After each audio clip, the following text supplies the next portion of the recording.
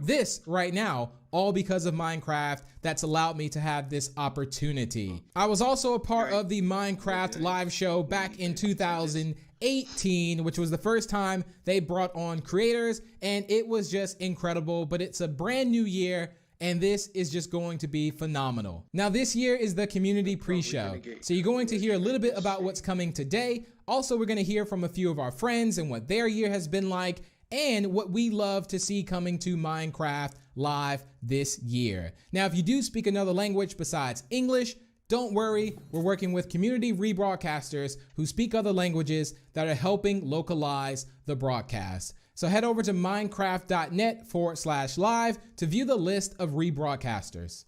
Now, there's a very special person I want to introduce you to, and this is a person that you can just feel their energy through the screen. You know, if you ever just look at someone, it's like, wow, this person has so much energy. They have made my day feel better. And this person is going to be Shovel. So here she is.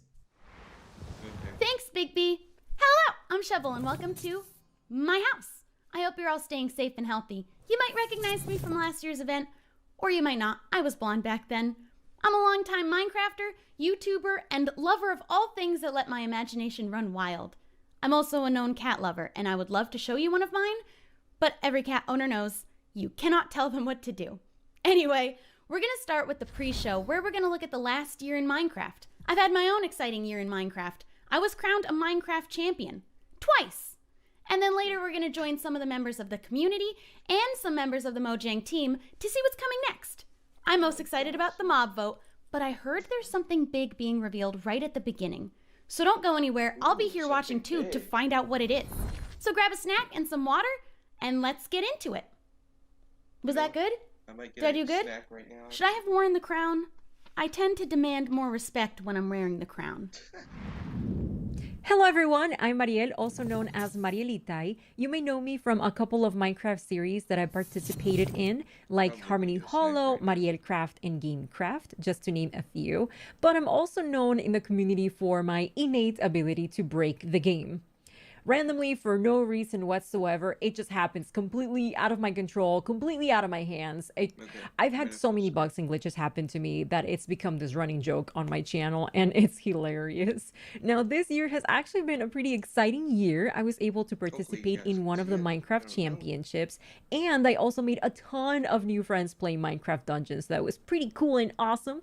But today, I'm here at the Minecraft Live community pre-show to talk to you all about something very exciting. The mob voting process. Turns out that Minecraft is bringing 3 new mobs for all of us to check out and get to know. We have the Moobloom from Minecraft Earth, the Iceologer from Minecraft Dungeons, and last but certainly not least, the Glow Squid, a mysterious new mob that's also from Minecraft Earth. But you may be wondering which one's going to be added to the game. Well, that's up to you, the community, to decide, because throughout the show, all of you are going to be able to vote for your favorite mob on the Minecraft Twitter page as long as you're signed in. There's also going to be multiple voting rounds, so make sure you keep an eye on the vote because things can change very quickly and we need to make sure that the best mob wins, and that one, in my opinion, is the Glow Squid, because that's the one that I'm rooting for and that's the one that I'm going to be voting for. Anywho, that's going to be it for me, but be sure to stick around to find out more about these brand new Minecraft mobs.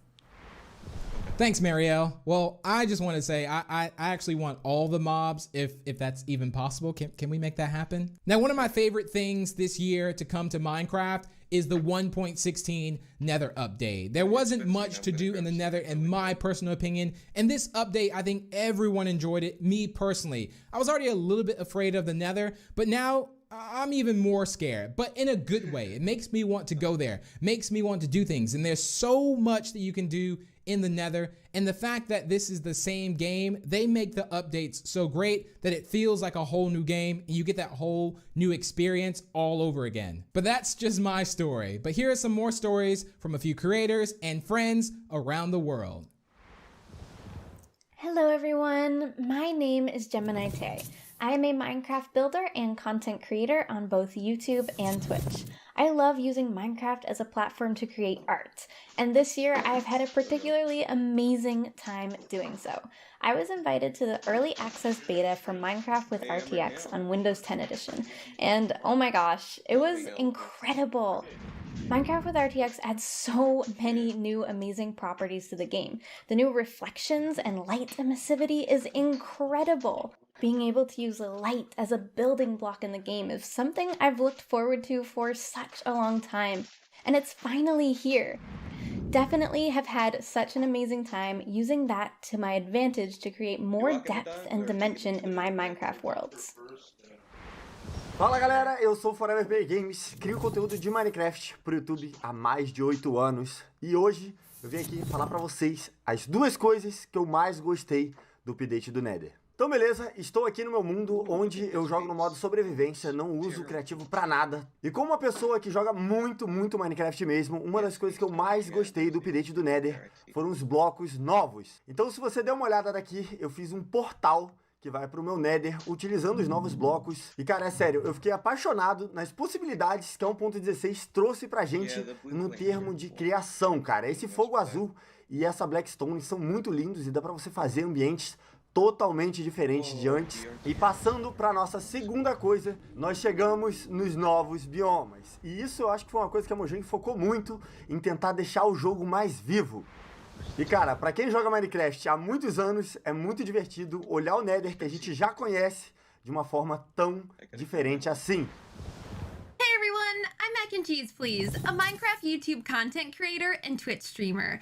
My favorite memory from Minecraft this year has got to be when we defeated the Ender Dragon for the very first time.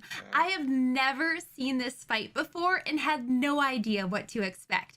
We spent hours and hours preparing and defeated the Ender Dragon our first try in about 15 minutes. It was so much fun. I cannot wait to see what Minecraft has in store for us this year.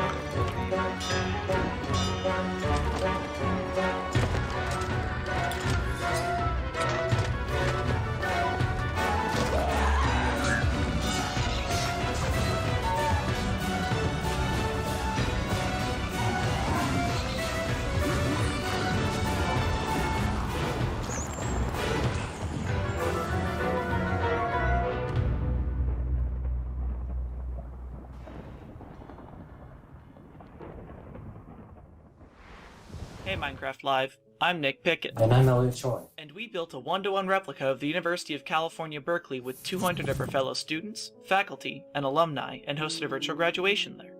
During the ceremony, we had the pleasure of working with the university, a production company, and dozens of our own builders to produce a graduation unlike any seen before.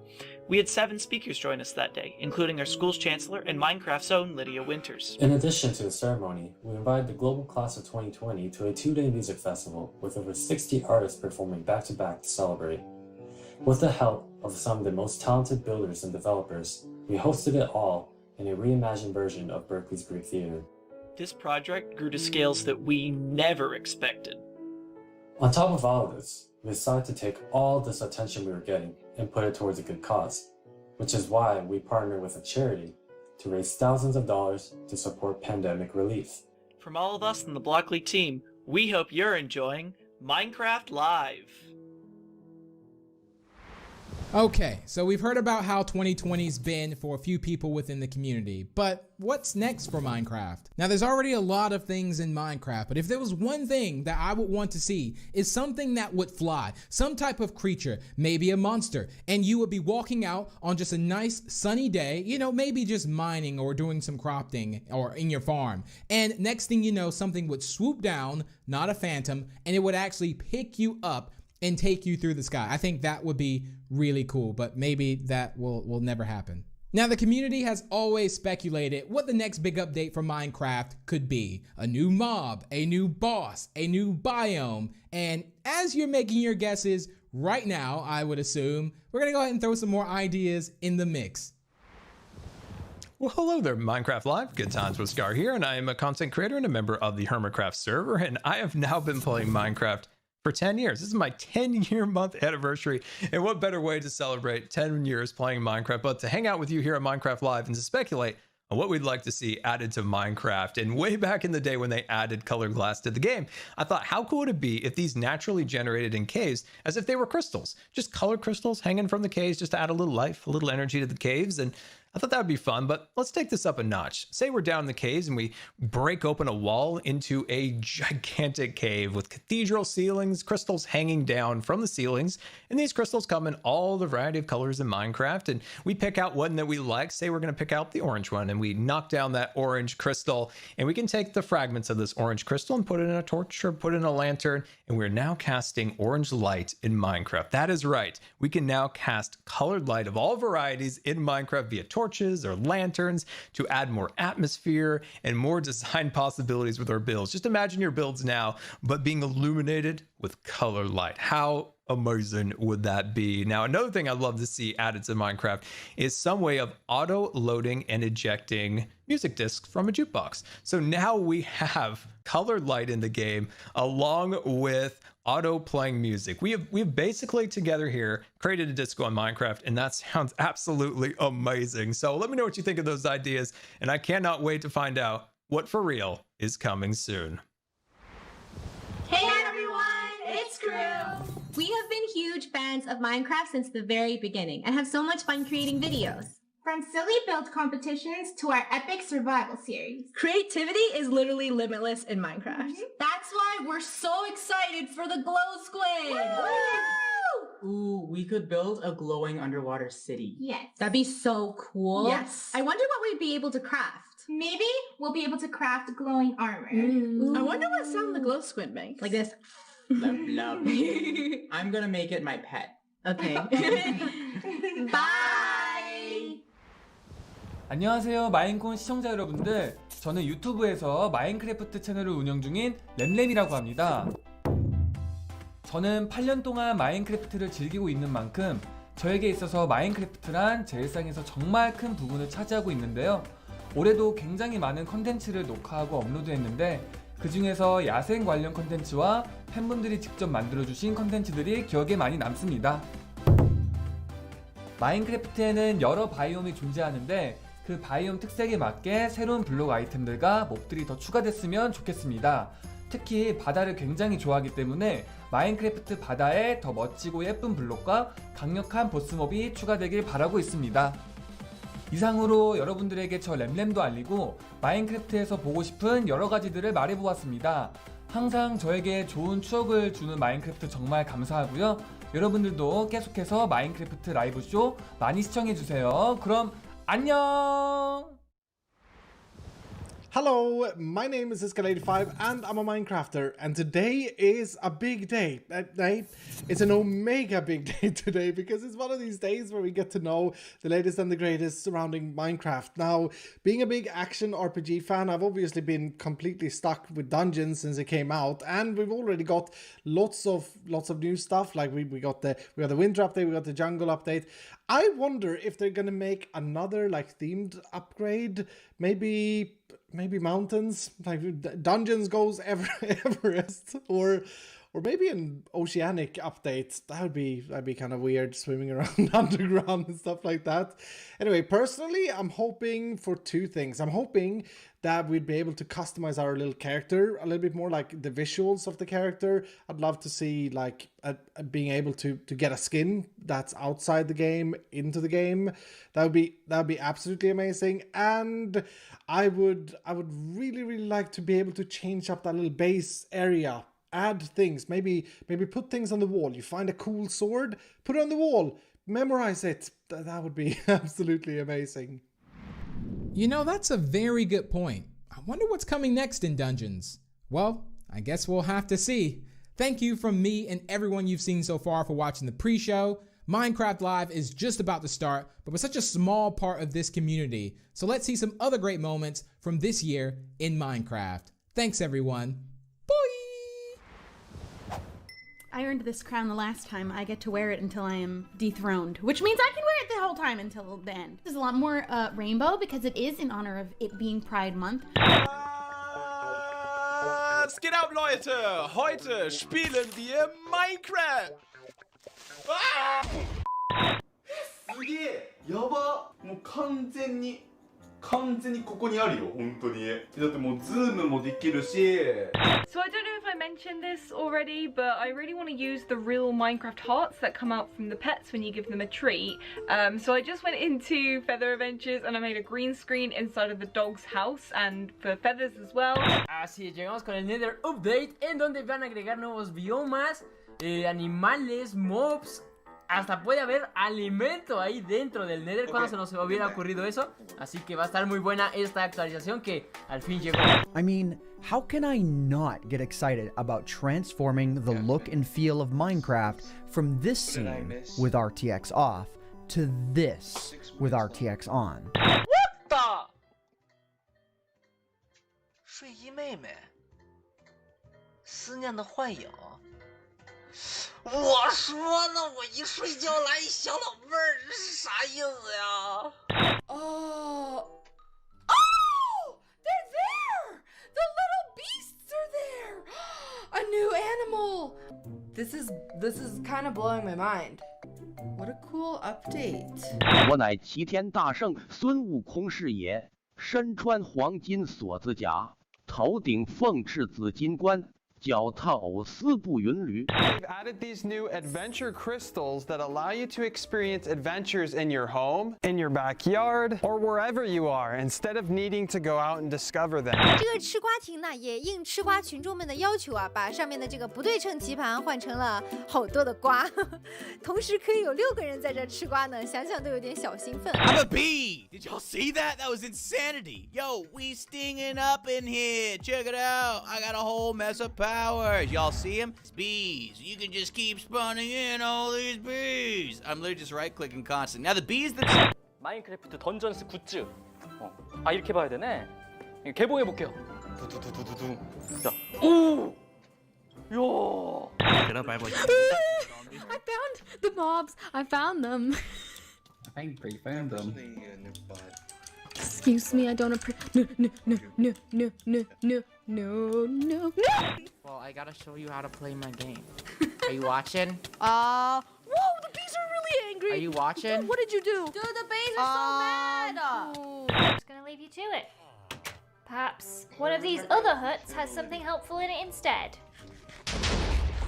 Oh my gosh. No, that's... La abeja es el primer artrópodo del juego que vuela.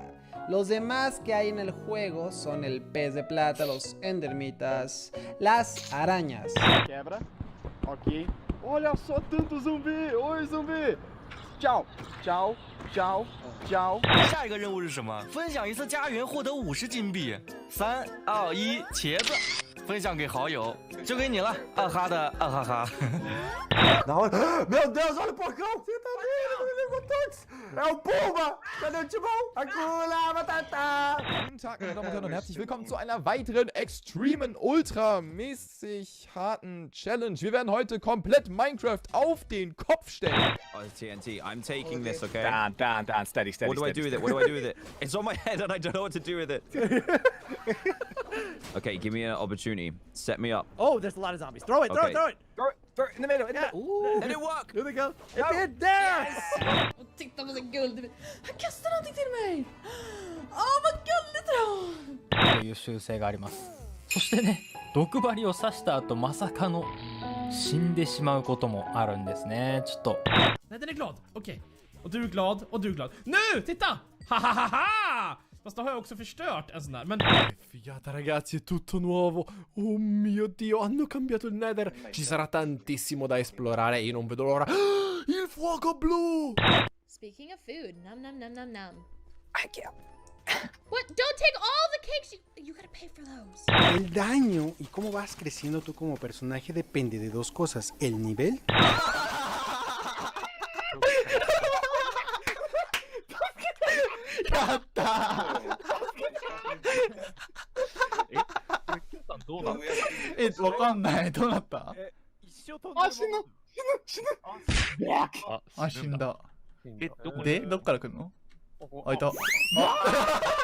There they are. Look at them. Oh, they are so cute. And that, right there, ladies and gentlemen, is our first bee nest. Look at that. I love seeing like the haze, the light beams. Yeah, RTX. Oh, no. Teleport to Spoonerism? Where did you die? Why would you want to teleport to me? Oh, I'm doing it now. Oh no. Are you alive? What? Sophia, what's it called? And when the waves come crashing through, oh, I will let them pass around me. Cause I feel so safe with you, and I want to feel at peace. Minecraft Dungeons, right? Then why not put his as like staff? I don't know. I had never watched it actually. I can't say that I'm not a true fan without. Oh, keeping bar full, all guests. Oh shoot. Hello. Starting. Okay.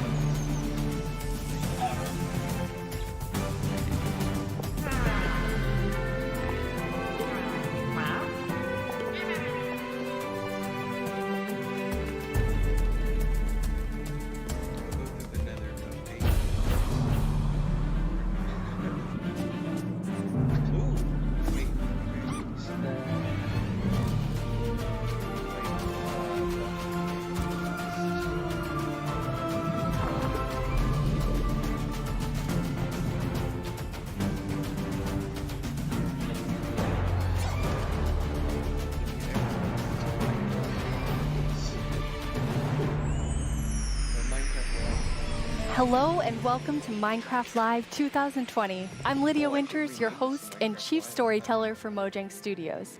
We're coming to you live from Stockholm, Sweden, the birthplace of Minecraft.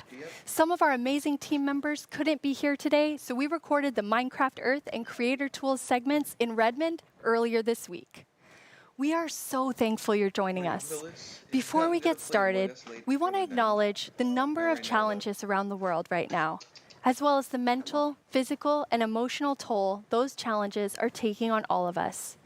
With that in mind, we want to give the opportunity today to take a breath, have fun, enjoy the games we love, and celebrate all of you, our incredible Minecraft community. It won't all be easy. You'll have to decide which mob to vote into the game, which, based on votes in previous years, will be super tough. You'll not only get to hear about what's coming to your favorite Minecraft games, you'll also hear directly from the development teams. We want you to leave today knowing about the exciting additions coming to Minecraft and also why our team has made those decisions. An insider's look at what's brewing at Mojang Studios. Today, we're kicking things off with the announcement of the...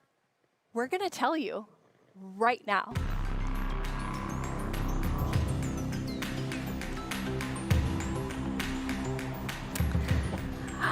Hi, Agnes and Brandon. Hi. Hello. Let's do this. So, okay. The next update is the update that we know that so many of you, and well, so many of us as well, has been wanting for such a long time. It's the Caves and Cliffs update.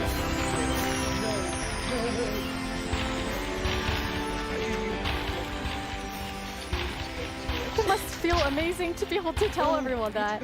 Seriously, like, I'm so excited about this. I mean, even before I joined Mojang, I was always thinking about, like, when is the cave update gonna come? And this is it, but it's also got the cliffs as well. It's got the mountains. Like, this is such a big update, and I'm so excited. How are you feeling, Agnes? Great. Like, no, it's so good. So we have been working on this update for quite long, and we're like, we can't wait to tell everyone. And now we just announced it. And it feels We're actually amazing. getting our first live look at some reactions. Oh. Okay, that's very cute. So cute. Those mobs are very, very excited.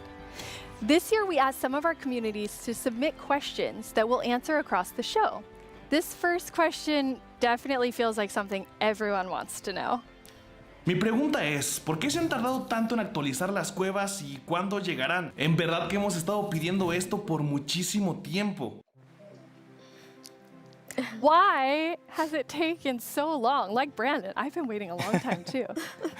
Yeah, that's a very good question. So since this update really is the update, like we have been dreaming about it for so long, so it felt so important for us to do it right. Like we don't want to rush it. But now we feel it's the right time. Like we have spent the time we need to really like understand the vision we have for the update, and also to make sure that we understand what the community actually wants. And we've also like planned around it to make sure that we really can work together with the community to make this and like as epic update as possible. And we have also hired some new amazing developers to the team. And you're one of the amazing developers, Brandon. Yeah, I joined this year in January, and I actually came from the community. I used to do modding for 10 years. One of the first mods I worked on was the Aether, which is like a dimension that added sky islands and stuff. And yeah, I'm just so happy to be here and work on an update this epic. I'm so happy to have you. We have another creator question. Hi, I'm the Pink Diamond Diva, and this is my question. Are you making the caves more advanced for older players so they can mine deep, or are you making them more accessible and easy to navigate for newer players? Such a great question. Yeah, I mean, with this update, we're making sure that we can have as much variation as possible within the actual caves themselves, but we want to make sure that the old caves are still retained as much as possible to keep that classic feel. Yeah, and we really also looked into to make sure that we have something for everyone, because you know we have such a huge community, and it's also a very diverse community, and that's such a beautiful thing. So we really want this update to have something for everyone. So actually, we made sure to map all the features in the update to different player styles to really see that we fulfill that goal. That's so cool. And you had such a big thought process on how you decide what even goes into an update this big. Yeah, we have spent quite a lot of time on just making sure that we have a very good like fundament for the update. For example, we did the player style mapping, and we've also worked with design pillars. So the design pillars, they kind of describe the vision of the update. So for example, they help us when we like prioritize between different features, and also when we design each specific feature. And we have 3 pillars for this update. And the first one is actually all about like the spectacular mountains, the snowier snow, and the mischievous goats. Because at last year's live, the players voted for these features, and we felt like it's so important to deliver on that promise. So we actually wanted to have it as a pillar. Yeah, and another pillar that we actually integrated into this was adding strategy to mining. So of course, Minecraft already has plenty of strategy in mining, but we wanted to see if we could push that just a little bit further and add even more mechanics that make it interesting for players to mine in the caves. Yeah, and the third pillar is to create an underground of marvel for the players. And that pillar is a lot about like adding variation to the underground and like contrasts and like inspire players to like craft their own underground adventures and build underground. And one thing we have done to like fulfill this pillar is that we have added new cave biomes, and one of them is the lush caves. Oh Lord, blueberry trees. I knew it. That's cool. Blueberry trees.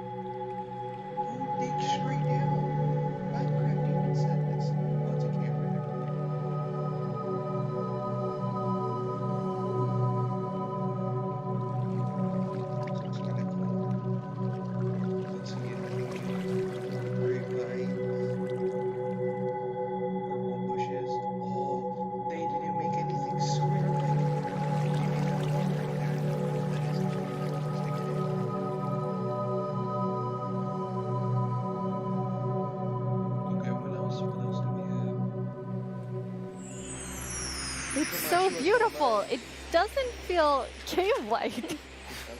Yeah, I mean, we wanted to make sure that, of course, in Minecraft, all the original caves, you know, they're pretty much the same. There's not much variation in terms of vegetation or different features inside of it. So for this, we wanted something which is a bit more like light and lush and actually has vegetation.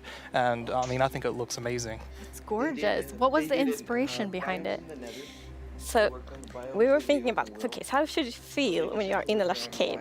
And we wanted to be like, so you feel like very tiny inside like a big garden or big forest. So like when you look up, it's actually like vegetation above you, it's vegetation around you.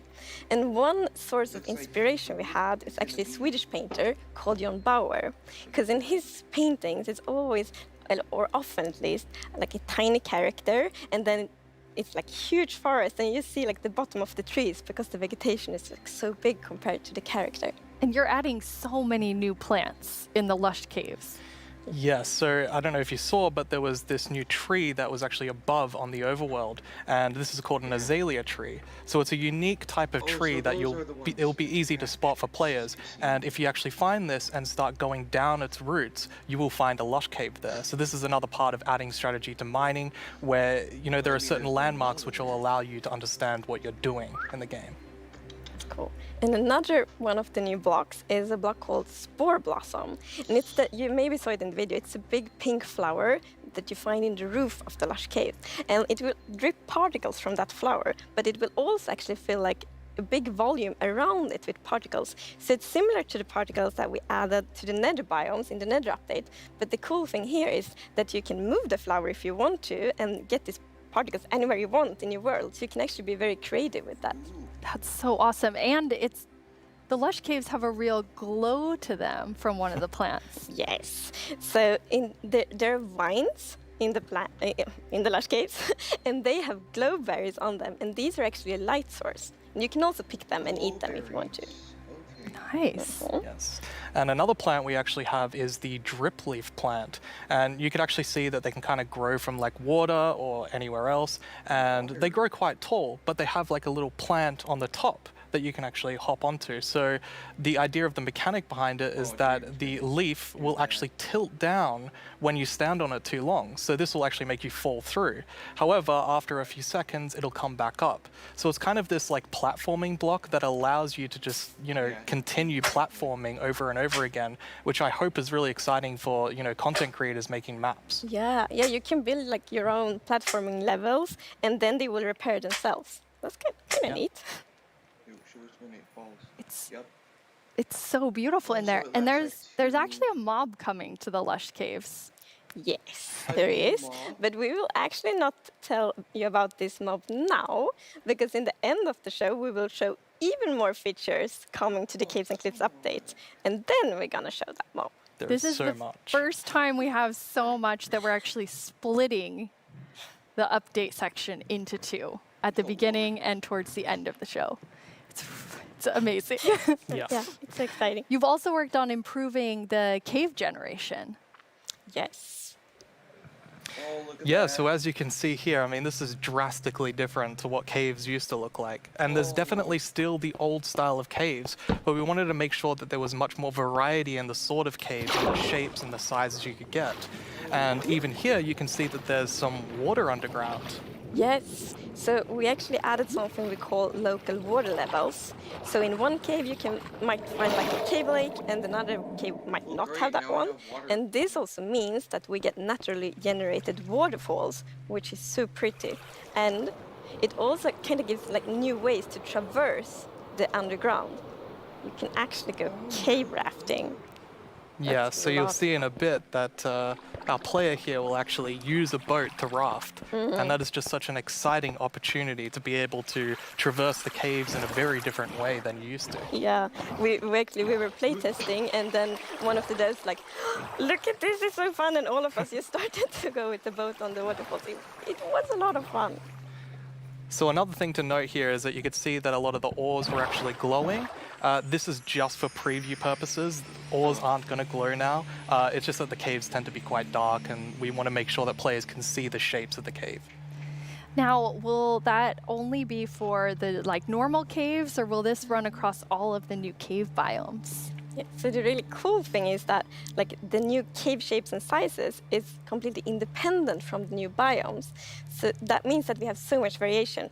Because for example, a lush cave can, for example, generate, in a super narrow tunnel, but it can also generate in like a huge cavern, and that creates completely different atmospheres, but it's still the same biome. So we're really gonna have lots of variation underground now. You've been calling two of the different cave types spaghetti and Swiss cheese? Like that's how varied the caves could be? Yes, I mean, there are so many different variables for how the variation works, and I mean, it has even more variation than the overworld itself. It's just crazy. It's a lot. Yeah, some of the caves, for example, have really cool pillars, and some are more like flat, some are tall. Lots of variation. Very nice. And you have another new cave biome to show us. Yes, so we have the Dripstone Caves biome. And whenever I think about the idea of a cave update, the image of stalagmites and stalactites comes into my head. But adding these are pretty difficult. It's a very unique shape that Minecraft isn't really accustomed to. But I think the way that the artist put it into Minecraft works quite well. And of course, there's some mechanics surrounding this. So you can see that someone destroyed the block up the top, and so the dripstone fell down. And also, unfortunately for this zombie here, if you fall on these dripstones, you will get hurt. Poor zombie. There's another interesting mechanic in the dripstone caves. Yes, so maybe you saw in the video that like from the stalactites, you could see that it was like dripping water. So actually, if you put a cauldron under a stalactite, it will fill up with water. So it's renewable water. Okay, stalagmites. And how do you remember which is stalactites and stalagmites?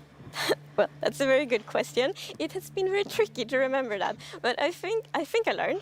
So we actually, it's hold on tight to stalactite. I was going to say the wrong one.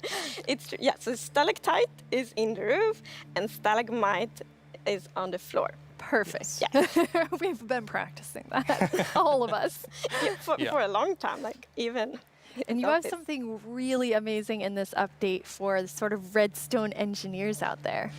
Yes, so we've actually been thinking about this redstone block that lives in the deep dark, a new biome at the deepest depths of the world. We're not going to talk about this biome too much today, but we are going to show some of the blocks and maybe later a mob that comes from it. So if we look at the video, we can actually see that it's basically this growth, and this is called the skulk blocks. And one of the blocks is called the skulk sensor. This is the new redstone block. As you can see, when you place or destroy a block, or if you have footsteps, it'll actually detect the vibrations around and then emit a redstone signal. So this is going to be very interesting for redstone players.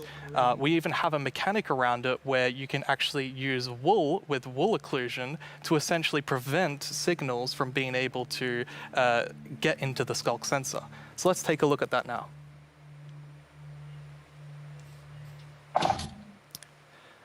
And as you can see here, I walked next to the skulk sensor, and it's actually kind of doing an infinite loop where the piston is causing a vibration, and then it's activating the skulk sensor and going over and over again.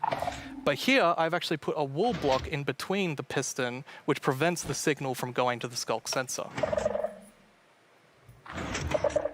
This can allow you to even do sort of directional skulk sensors where you can put wool blocks on each side and only allow it to detect vibrations in front of it. And vibrations can be so many different things. It can be a snowball hit, it could be an arrow, it could be footsteps, it could be blocks, anything. So cool. Yeah. And another thing, we had a bit of a happy accident with this because we realized that we get wireless redstone thanks to the skulk sensor. Yes. So, and we didn't even plan to add it, but then when we started playtesting, we're like, wait, we got wireless redstone, and that's so exciting. And well, you can just build so many cool things with that. It's gonna be exciting to see what the community will build. Yeah, you're really looking for community feedback to make sure this feels great for everyone. Absolutely. I think because this is such a unique mechanic, we really want to make sure that we get it right. And, we love the redstone community and we want to make sure that we do it right. So any feedback you have, any ideas, send it to us and we will work with you to make this the best block that it can be. And now we said there's another mob coming later, but I think it's time for a new mob coming to the Caves and Cliffs update. Okay, It is. And this is a very scary mob. And it lives in the deepest of the underground, in the deep dark. And this is a very dark place. And the cool thing is that this mob is very well adapted to the environment. So it can't see anything. So it's the first blind mob in Minecraft. And that's very interesting because it gives such interesting mechanics. So instead, it will react to vibrations, just like the skulk sensor block. So, if you aren't very careful when you walk around in the deep dark, you might upset that mob. Yeah, with this mob, we really wanted to make sure that we kind of recaptured that feeling of the first night of Minecraft. And we can often forget that Minecraft can be a pretty scary game. So we wanted to make sure that we could kind of go back to that. I mean, caves can be scary, they're dark. And all I'm going to say is that when you go into the deep dark, I want to make sure that you're very quiet and watch closely for the warden. I don't like that noise. That's kind of... Oh, they added new ambient noises? Oh no. No, please. Why? No, I don't like this. I do not like this. This is too... Minecraft became a horror game now. I don't like this. Candles now? Great. At least they have candles in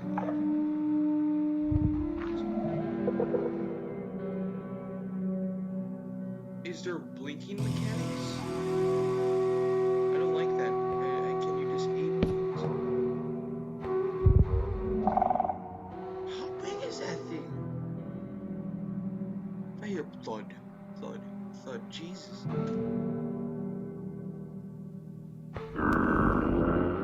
Oh, the Lord. Get out of there, get out of there.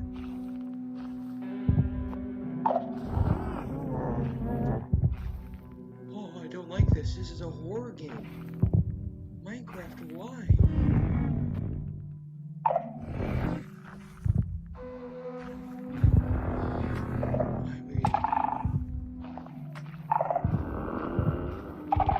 Yo, no, please. No, I don't like this.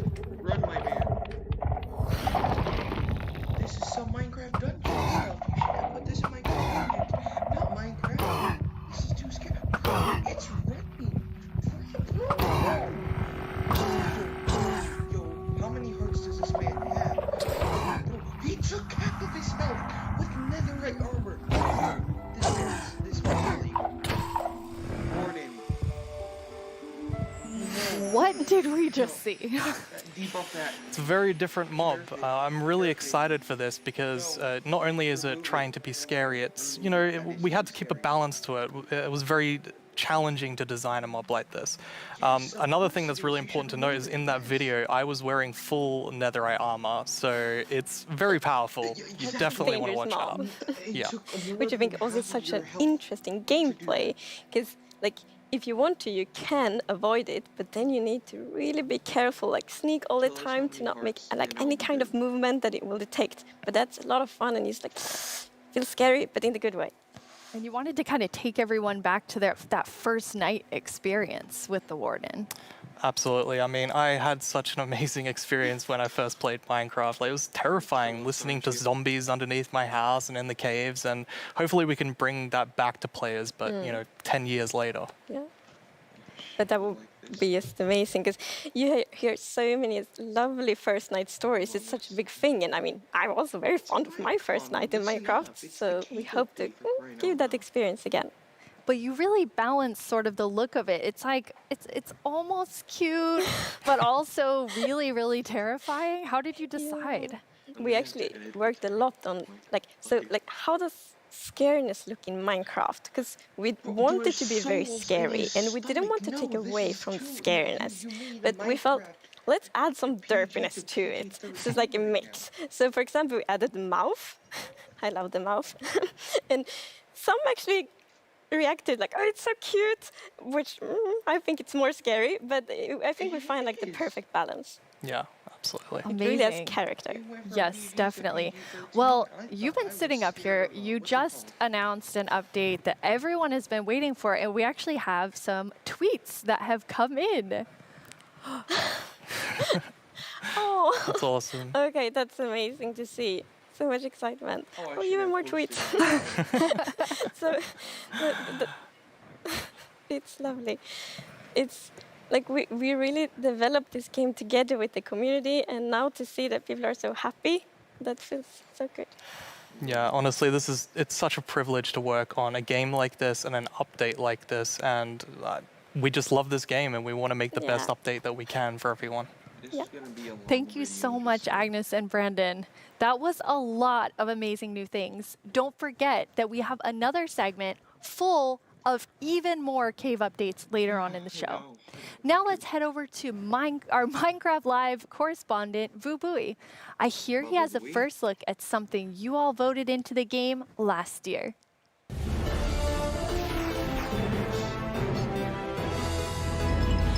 Hello, Minecrafters of the world. I'm Boo Booey, and I'm here once again to help all of you at home to choose a mob that will go into Minecraft. But first, we have a message from our good friend Max Brooks, author of our first Minecraft novel, with some exciting news. Hey, Minecraft community. It's Max Brooks, author of Minecraft: The Island. Thank you so much for embracing my book, and I hope you'll enjoy the sequel, Minecraft: The Mountain, where our character leaves the island and paddles to a strange snow-covered world and discovers another castaway, and together the two of them have to find their way home. Minecraft: The Mountain, coming out in 2021, available for pre-order right now. And as always, thank you for embracing all Minecraft books. That sounds awesome! Another Minecraft novel, and this one's called The Mountain. Speaking of mountains, remember last year's vote? It was a fierce competition, but the mountains won after 2 intense rounds of voting. Well, I have a sneak peek into what your vote is bringing to Minecraft on the cliff side of the Caves and Cliffs update. Without that, though, oh look, Goats. They're both mischievous and adorable at the same time. As you can see, they live on the mountains, and if you aren't careful, they might knock you off. They also have excellent jumping skills. Yeah, I see they jump like 5 blocks. We'll also get better mountain generation with spectacular and more dramatic mountains with height-dependent generation. That means things like tree lines and mountaintops that will be more challenging with lots of snow and ice. And speaking of snow, yes, it will be snowier. We will also have a new block called Powder Snow, which will be a kind of trap block. It looks similar to snow, but if you or a mob walk on it, you will fall right through. Now let's talk about this year's vote. We have 3 awesome mobs for you to choose from. And to introduce them, we once again have Tiny Agnes and Tiny Jens. Let's see what they have to show. Moo Bloom? Yes. Oh. Bees and moo blooms are friends, just like we are.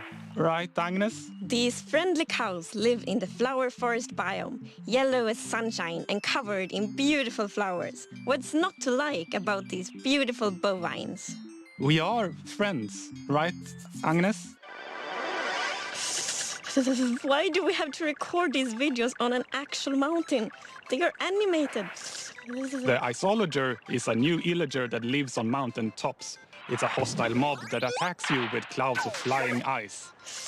You did pack the supplies we need to survive the night up here, right, Jens? Do you ever wish Minecraft's oceans were glowier? Not me. I always wish for world peace. Sure you do. Well, wish no more. Meet the glow squid. Wow. What was I meant to say again? Vote for Minecraft? Can't talk, must admire glow. Agnes, Jens, it's really distracting. They're so tiny, and they're so susceptible to distraction. Hopefully that won't happen to you. Now let's go over how... Hello? Oh, hi, Tiny Agnes. Yeah, no, I'm live right now. Okay. Well, you really shouldn't read too many internet comments. But, okay, I'll tell him. Okay, bye. Tiny Agnes would like everyone to know that she and Tiny Jens are, in fact, good friends. Okay, where was I? And why do people keep leaving phones around the studio? Now, let's go over how you can be a part of what is likely to be an epic showdown. Don't let this decision be made without your voice. Be ready to cast your votes. First, make sure you have a Twitter account. If you don't, go to twitter.com, sign up for an account, and make sure you're logged in. I'll let you know when the voting starts. Then you'll need to go to the Minecraft Twitter account to find the latest poll. Think carefully, debate with your friends and family, make a decision, then click on the mob you want to make it into Minecraft. There will be 2 voting sessions, and I'll let you know when each one begins. For now, just be ready and keep dreaming of victory for your favorite mob.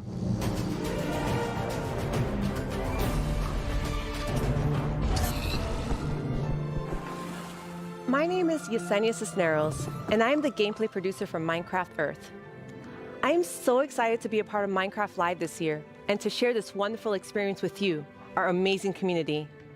It's been so fun seeing what you've been doing with the game. I've seen lots of creation shared each week, and I wish I were that creative. I mean, wow. While everyone has been discovering new hobbies, I have been logging in each day to collect a new adventure crystal, which lets me play life-size adventures in augmented reality in various parts of my home. My dogs are very confused, to say the least. Okay, never mind. It seems like I'm not the only one who's been going on lots of adventures. We've had more than 5 million adventures played throughout early access.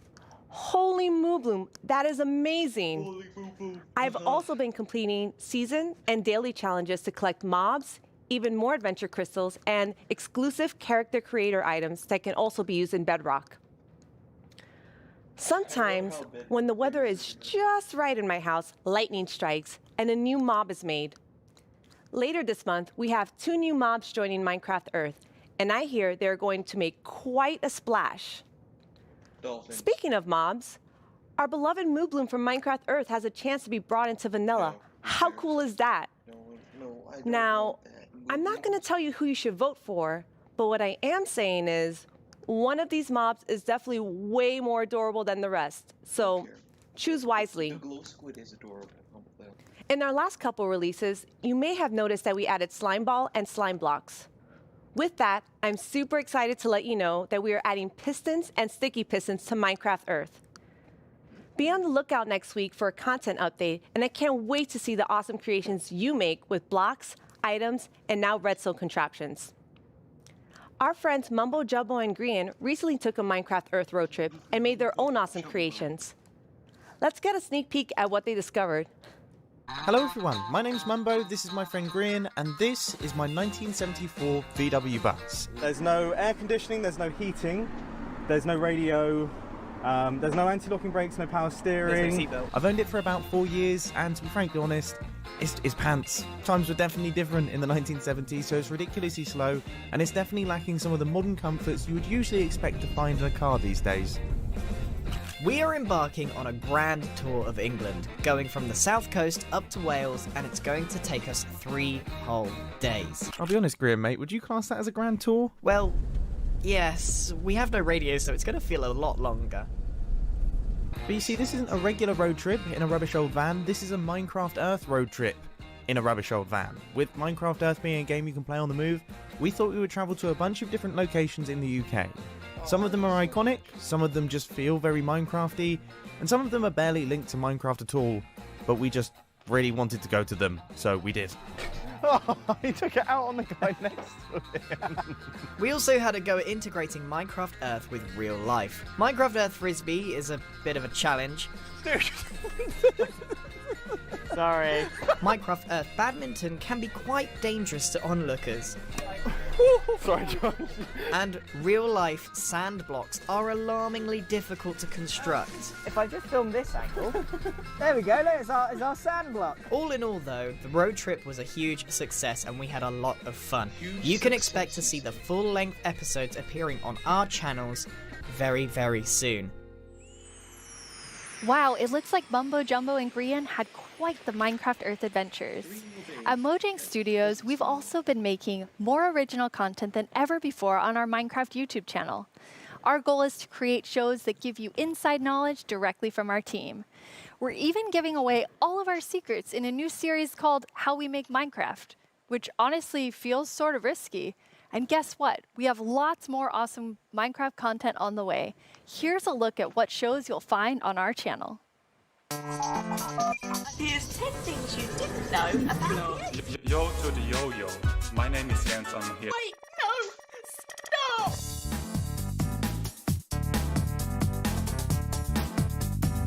How can Steve punch cactus without getting hurt?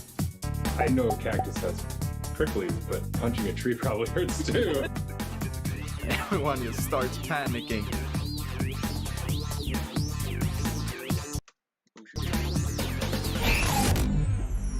Please like and subscribe. I've always wanted to say that.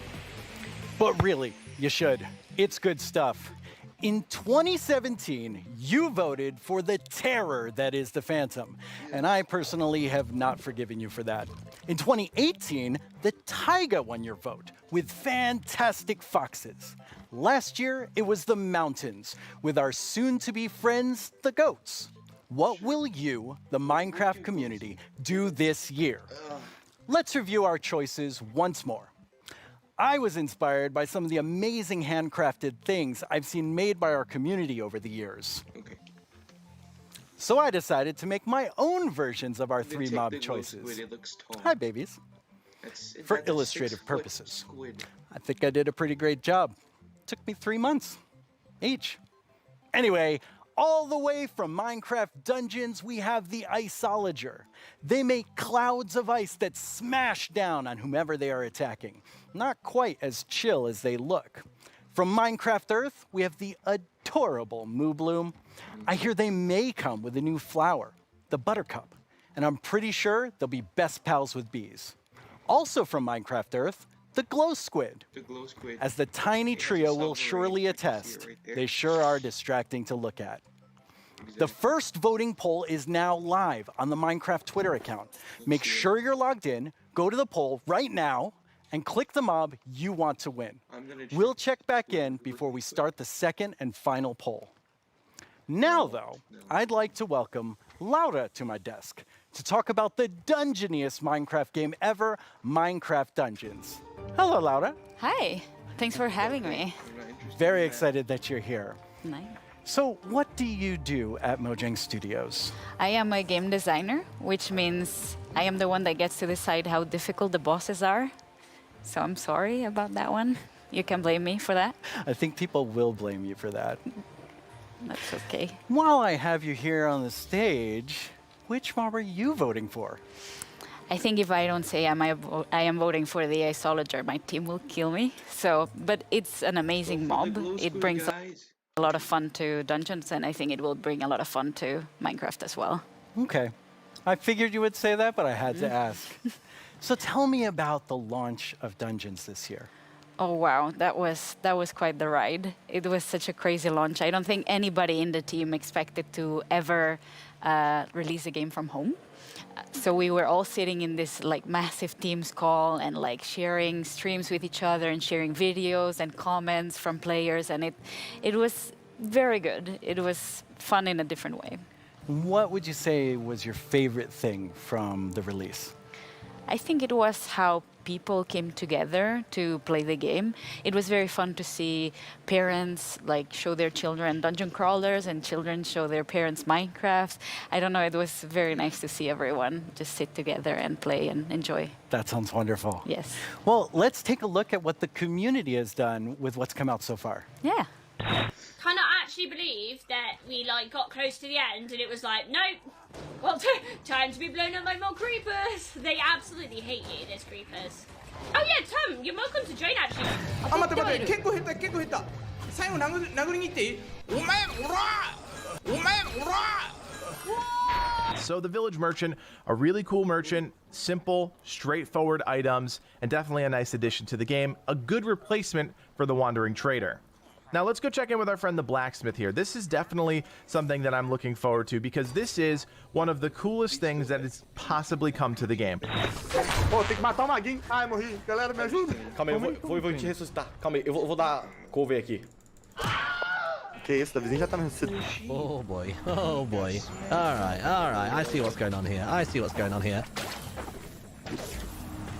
Väldigt bra! Hazmat-suit! Hör du? Vänta tills jag har min raket du! Du ska få spö då! Nu jäklar ska ni få spö. Skya! Stop killing the pandas, you monster! Stop killing the pandas! Oh, we have to save villagers! Our villagers right there! You are free, villager! We must find the caravan of other villagers.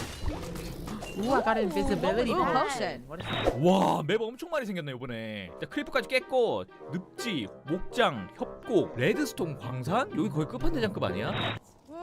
Holy smokes! Boom! You right? Yeah. I put my Dude, oh, look! There's a pig. What Kill the pig! Get the pig! Oh no! Red! Backwards! No! Oh god! That looks so fun. Yeah, it's so cool to see people have fun with the game. And it's fun to play and watch. Yes, I hope so at least. But this week, you also had another launch. Oh, this month it's been a crazy month. Like, we haven't stopped doing things, I feel. We released first the Creeping Winter together with our new merchants and the new daily trials, which was awesome. I hope everyone loved it. We launched for xCloud, so now people can play on mobile, which is so fun. I really like that. And this week we just launched in China, so now we get to welcome our Chinese friends to the community, and I am super happy about that. That's really exciting. Well, now we have a question from the community for you. Right. ということで私から質問です。マインクラフトダンジョンズをリリースされてから開発者が想定していなかったファンの反応やゲームの仕様などありましたでしょうか。またマインクラフトダンジョンズの今後について教えてください。今後どのようなコンテンツがリリースされるのでしょうか。ぜひ教えてください。よろしくお願いします。Okay, he kind of snuck two questions into that. Yes, but they were great questions, and thank you for sending them. Regarding the first question, I think we were very excited to see how fast people found the secret mushroom level. Like, I was very confused about it as well, because we had worked very hard on making it very secretive and having little snippets of things everywhere, but players are so smart. They found it so fast. So if you haven't played the mushroom level, go check it out, because it's very fun. And the second question? Right. So that's what we are here to talk about today. We're going to talk about our upcoming DLC that we prepared with our friends at Double 11, and that's called the Howling Peaks. So we're going to the mountains with dungeons as well. That's awesome. Yeah. Why don't we take a look at some live gameplay? Yeah, let's check it out. We are very lucky today that we have 4 members of the Dungeons team with us. Here's Mariana at the Nintendo Switch. Hello. Here's Chris at the PC. Here's David at the PlayStation 4. And at the Xbox One, we have Annika. So we get to show you here for the first time cross-play, which we're very excited about. So people can play together from everywhere. That's exciting. And yeah, that's our first look at the mountains biome coming to dungeons. Already I see a goat right there. Oh yeah. Yeah, we were so happy. We asked the Minecraft team if we could bring goats to dungeons, and they said yes. So we get to release them a bit first in dungeons, so we're super excited about that. They're equally as mischievous. Yes. So I see a lot of wind coming out of these grates. Yes. Wind is a mechanic that we're going to explore a lot in the mountains missions. And the players will be both challenged by it and will be able to use it. So the wind will push the player, so you need to be a bit careful, but at the same time you'll be able to use it to solve puzzles, push items, and open doors and stuff like that. So yeah. That's awesome. What is this we're looking at? Right, so yeah, our mountains biomes are so tall that the player will need to find new ways to traverse the levels.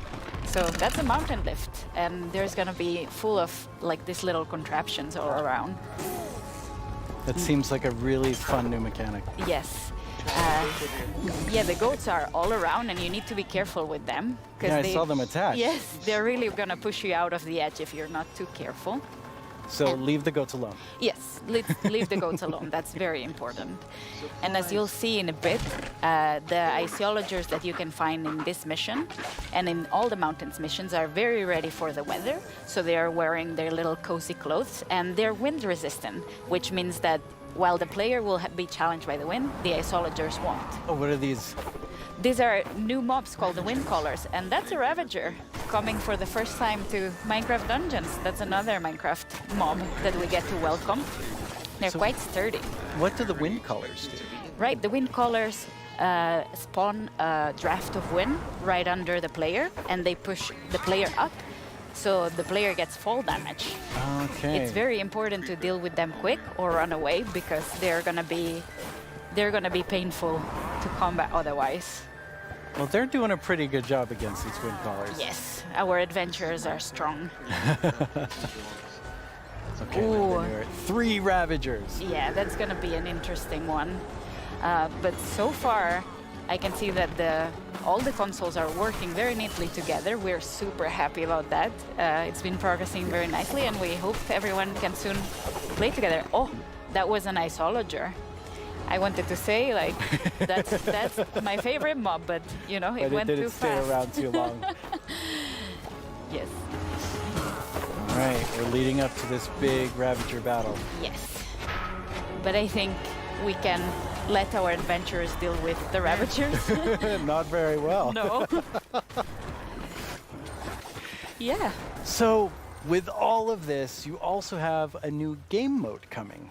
Yeah, the game mode is coming very, very soon, and it's going to be for all the players for free, and that's called Apocalypse Plus, which means that we're making the game just, you know, harder a bit at a time. Yeah. When you we're call excited. something Apocalypse, it sounds very hard. Yeah, and Apocalypse Plus means that it gets even harder. So hopefully players get to find new challenges, and we found different ways to tweak the balance so the challenge is different every time. But, okay, that's a lot of stuff. You're working on even more new things for Dungeons. We're working on a ton of stuff. I feel we've been so busy. It's crazy. But yeah, we have today a little video with a lot of work in progress. Work in progress, though. Very work in progress. Yes. But yeah, I think we should look at the video. Wait, that's my line. I'm sorry.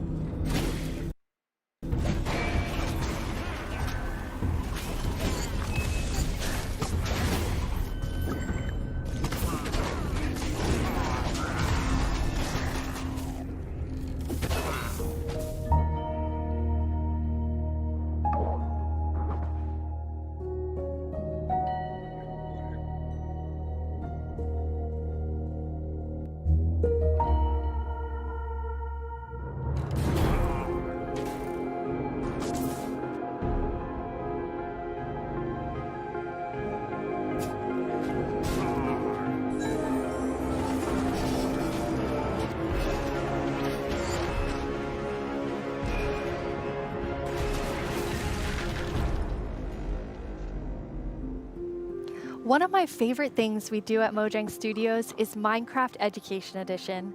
Students around the world are able to learn in exciting and interactive ways using the game as a learning-based platform. Students and teachers in 115 countries around the world are able to collaborate, learn, and share together.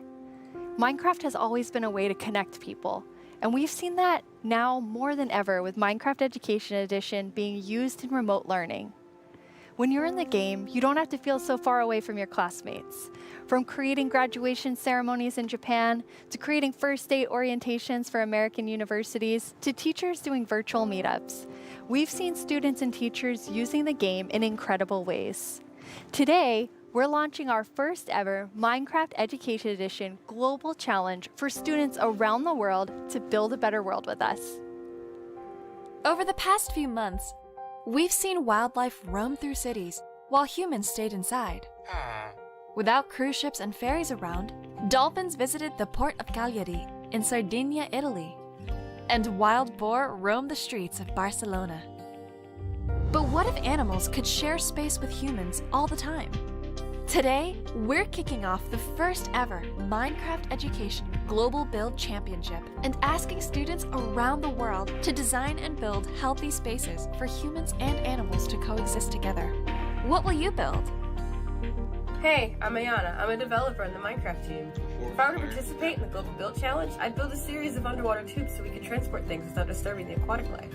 Hello everyone, I'm OMG Chad, and if I were to design a build for the Global Championship, I would make a house with a habitat for my cats on top, and I would call it a habitat. どうもこんにちは、カーボンです。僕だったら日本っぽい建築で勝負したい。 Hola, nosotros somos los hermanos Leo y si estuviéramos participando en la dinámica mundial de Minecraft construiríamos unas viviendas camufladas con la vegetación del entorno para que los animales no se espanten. ¡Participa! Design and build your own solution in Minecraft Education Edition. For the chance to win Minecoins, awesome Minecraft gear, and a video chat with Mojang Studios. The championship opens today. I don't think I'm down for that. You can register today and download the Championship World template. We can't wait to see your amazing ideas, and Jens and I can't wait to see the winner on video chat. We get the awesome prize of chatting with you no matter who wins. For those of you who don't have Education Edition, we have something for you too. Our education team has already added amazing free lessons to Minecraft Marketplace. We've also been working with some amazing educators on a new series about diversity and inclusion coming this fall. Hi, Minecraft Live. I'm Kenneth Shelton, and along with my fellow educators, Felisa Ford and Natasha Rochelle, we've been building a series of Minecraft lessons that will help people explore topics of social justice, equity, identity, and tolerance. The first of these lessons is called Good Trouble, and it's based on the life and philosophy of Congressman and civil rights activist John Lewis. The additional lessons continue teaching about social justice from across the world and through time, from Black Lives Matter to Malala's quest in Pakistan to achieve equal education for girls, to the civil rights movement of 1960s America, to the women's suffragette movement, and more. We can't wait to share these important lessons with the Minecraft community. I'm looking forward to playing through the Good Trouble lessons myself. Together with the Minecraft community, we commemorated Juneteenth with contributions to the Black Lives Matter Global Network Foundation, Equal Justice Initiative, and the NAACP Legal Defense Fund. We're proud to continue supporting organizations that fight for equity and equality in the world by making an additional donation today to the NAACP Legal Defense Fund. This brings our 2020 contributions to over $2 million. Beyond this, we continue to look within our company, our products, and ourselves for how we can help create a more inclusive world.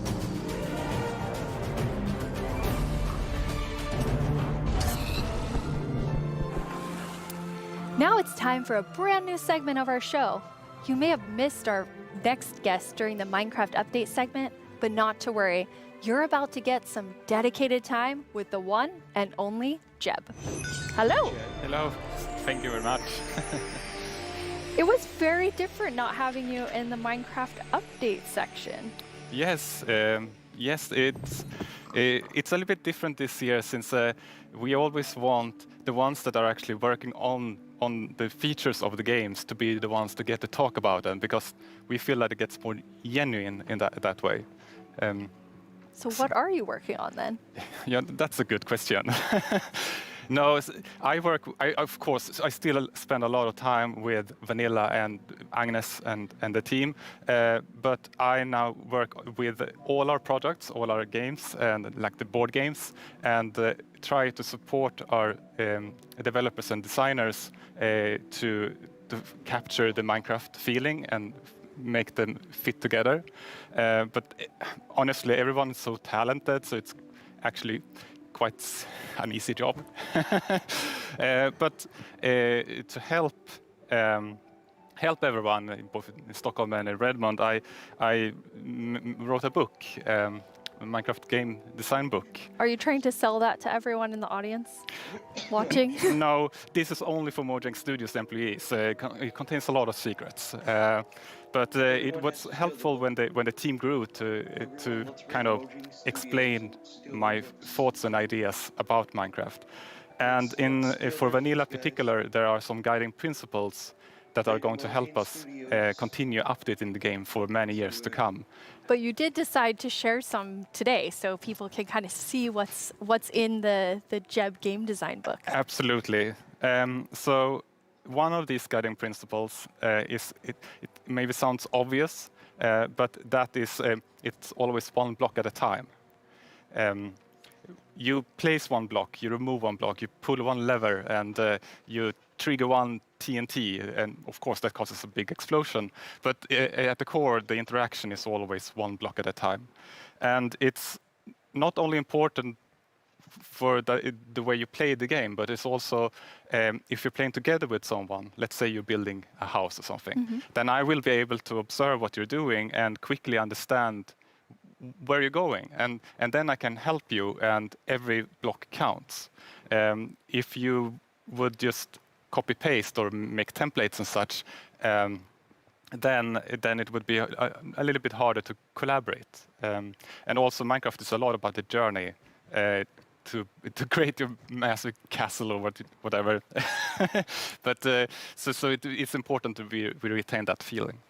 And you have another principle, but it applies pretty directly to a community question that we have. 你会加入更多天气或者自然灾害到我的世界中吗？像是暴风雪或者是大雾天气。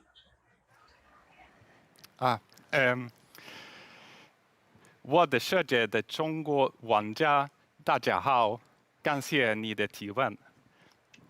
Wow, yes. Yes, the Chinese community inspired me to try to take on a new language, but I have a long way to go, honestly. But about the question, if we're going to add things like natural disasters, that kind of contradicts one of our other guiding principles, that bad things happen, but they're technically the player's fault. Okay, they're the player's fault.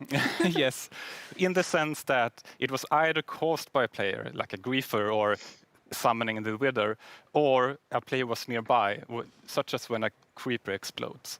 So whenever something bad happens, we want to make sure that the players are either actively taking part of that or have a way to prevent it from happening. And an earthquake or a tornado would obviously destroy something that you've spent hours building. But there's definitely a few I can think of that maybe fall outside of this principle. There are still a few cases, like Endermen can grab a block and maybe wreck up some redstone, or you can have an unlucky wolf running into your sheep garden. But there's also, the worst thing is, of course, lightning strikes that can set your whole house on fire. But I'm hoping that Agnes and the team may have a plan for that. Exciting. Mm-hmm. So what's the last feature you were active in developing?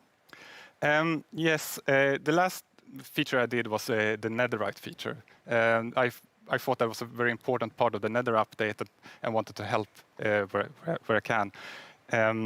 But I don't want to, since I'm working with so many different projects now, I don't want to do something halfways and then kind of leave it to the team to fix my bugs.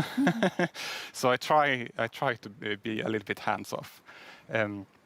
But recently I've, of course, also been working a little bit on making combat test snapshots. That leads us to another community question. Hey, I'm Dan TDM, and I would love to know what kind of combat mechanic changes are being made to Minecraft Java Edition. Yes, and that's an excellent question. We currently have a problem that on the 2 different editions of the game, there are different combat mechanics or combat systems. And that's bad both for us as designers that have to take both systems into account, but also bad for the community that wants to have the same experience.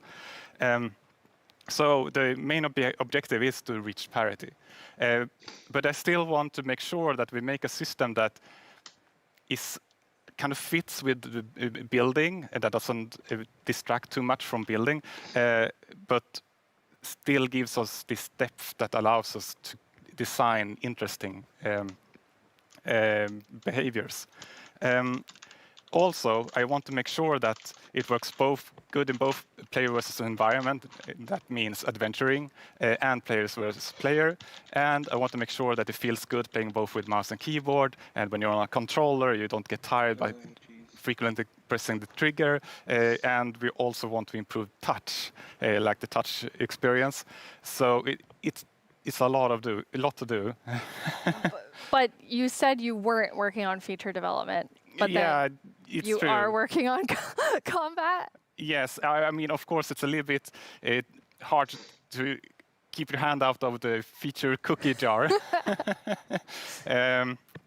But in this case, I also felt that this was an area where I could help the team, so they could focus on doing the content updates. But at some point in the future, I will, of course, dump this on the team.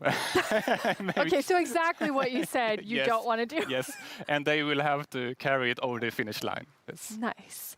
Now, speaking of combat, we just had a really cool announcement about Alex and Steve coming to Super Smash Brothers. Yes, and that is so amazing. And just like I said, like my job gets easier because everyone's so talented. And just in this case, Sakurai-san and his team they really understand Minecraft and have made an absolutely amazing Super Smash Brothers fighter. And Sakurai has also made a really amazing video for all of us in the community. マインクラフトライブをご覧の皆さん、こんにちは。大乱闘スマッシュブラザーズディレクター、空の桜井正宏です。スマブラにマインクラフトのダウンロードコンテンツが導入されます。スティーブやアレックスが参戦することが決定し、マインクラフトライブ前に特別放送をお届けしたのですが、見ていただけたでしょうか。もしまだの方はぜひご覧ください。スマブラであることを忘れるぐらい、マインクラフトのスピンオフとしても相当にすごい踏み込んだ表現を行っています。発売までもう少しだけお時間いただきます。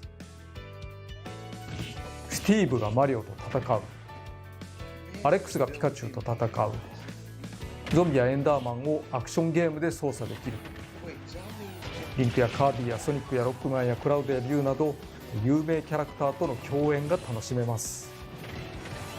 そして私もマインクラフトファンの一人です。マインクラフトライブでの発表を楽しみにしています。それでは。That was a really big secret to keep. Yes, and it was a really hard secret to keep even in the studio because it was super secret. But it has been so much fun to work on. Yeah, it's amazing to see the community reaction. Yes. Okay, so we're going to switch gears here.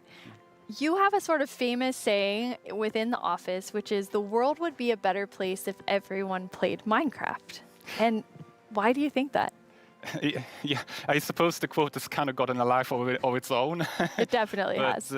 But yes, I think Minecraft unleashes people's creativity and helps them collaborate, but also teaches them things like geometry, languages, and maths. So yes, I do think that the world would be a better place if everyone played Minecraft. But I know that you also are very engaged in building a better world.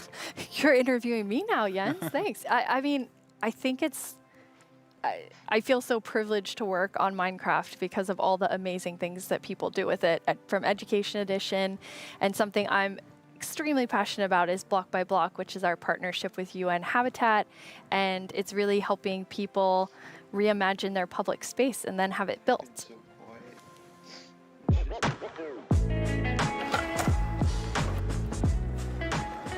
I love this place. It's such a nice area, but it has not always been like this.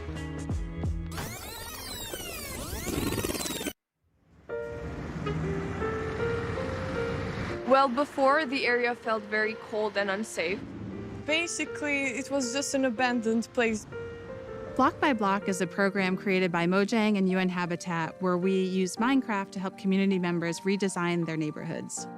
Kosovo has been impacted by years of conflict, and in those situations, we often see communities divided and public spaces neglected. It was a really cool project because even the little kids like me could help out with make the city a better place. They got to use Minecraft to sketch and try different solutions about how the space could be improved. It was very fun because you felt like to be able to help the city while just playing. After that, the ideas were presented to local architects and city planners, and later that year, construction started.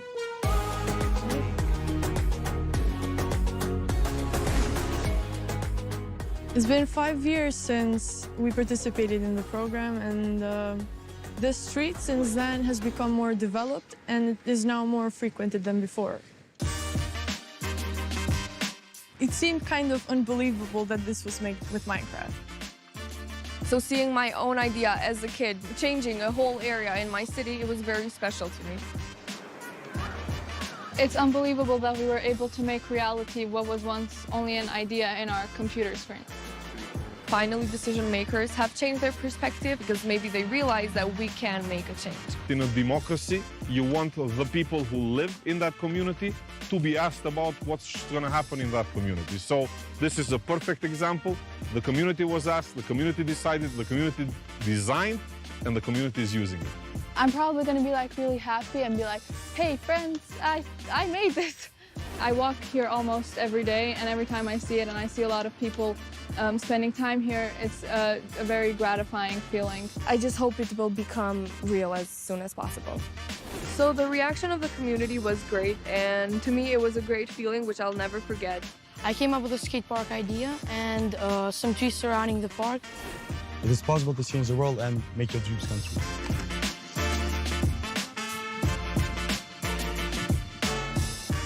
It felt like I was being heard, and being heard and listened to is one of the best feelings that you can feel.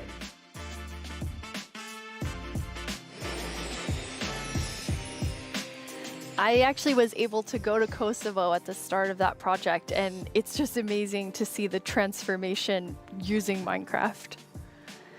Yeah, it's amazing. Yes. Jens, you must have seen a lot of amazing things because you're about to hit your 10-year anniversary at Mojang Studios in like 2 or 3 months. Yes, it's true. Yeah, it has been an amazing journey these 10 years, and I have had so much fun working on Minecraft.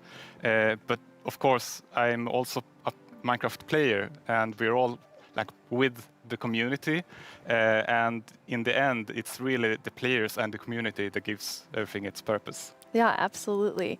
And from myself as part of the community, I just want to say, like, thank you for the 10 years and all that you've done for Minecraft. It's made a huge difference in my life, and I think many people watching right now. Thank you. Thank you so much, Jens. Last year at Live, we announced the Nether update. Maybe since then you've been wondering about what it would be like to attend a Nether ballet. Wonder no more. Our friends at Element Animation will dance us through all the new Nether features.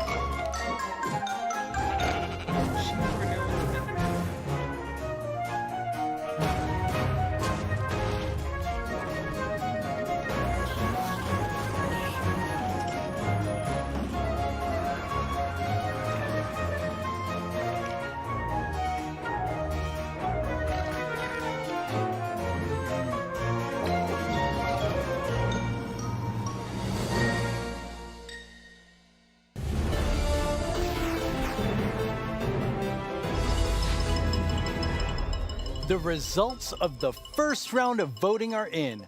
The round which determined which mob's dreams would be dashed, with no hope of making it into the final round. And it was intense. But sadly, let's all say a fond farewell to the poor Moo Bloom. Then forget it ever existed, because it's time to vote again. We are now down to the Isolager and the Glow Squid. And in the first round, they were quite close. I'm quite interested to see where the voters of the Moo Bloom will go. If you missed the first round of voting, make sure you get in on this one. It determines which one of these two makes it into Minecraft. I know who I'll be voting for. The final voting poll is live now. This is your chance to have a say in what goes into Minecraft. So don't leave yourself out. Log into Twitter and go vote.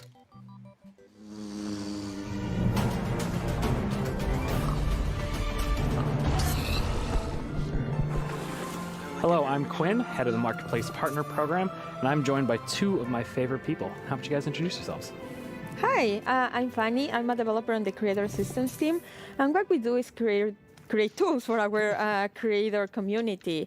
And some of them are very visible, and we're going to talk about them later. Some others are more behind the scenes, and that help our creators make content that is more efficient and reliable, like the schedule command that is coming out soon.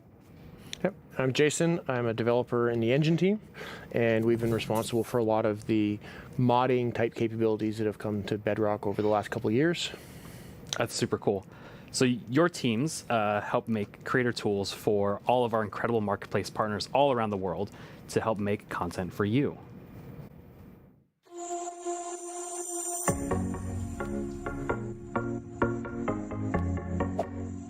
Kia ora koutou mā, ko Whete tēnei from Piki Studios here in Aotearoa, a team of 3 making content for the Marketplace and Minecraft Education Edition.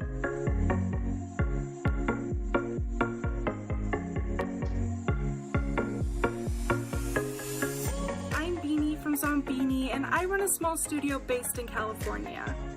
We create lots of marketplace content, and I've been making tutorials for the last 7 years to teach others how to make their own Minecraft skins.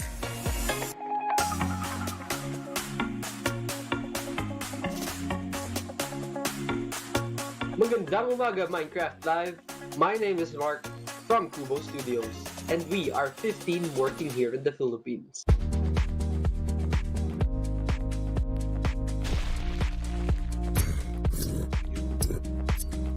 I'm Tian from Everboon Games, and we are 38 people working here in England.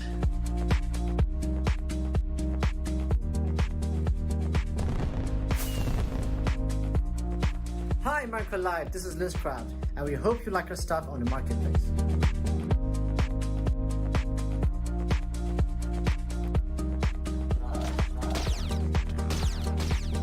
Hey everyone, I cannot believe I'm part of Minecraft Live this year.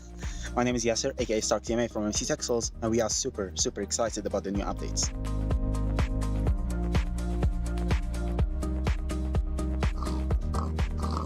Oi Minecraft Live, eu sou o Gabriel, diretor da Irin Studios, e a gente tem cerca de 5 participantes na nossa equipe, somos todos brasileiros.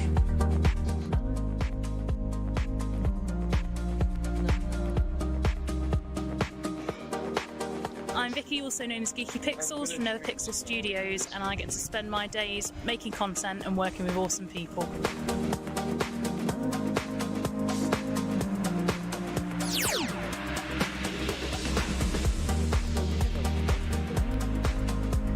Hey, I'm Warren from Guycraft, and we are 20 people working here in Israel. Shalom.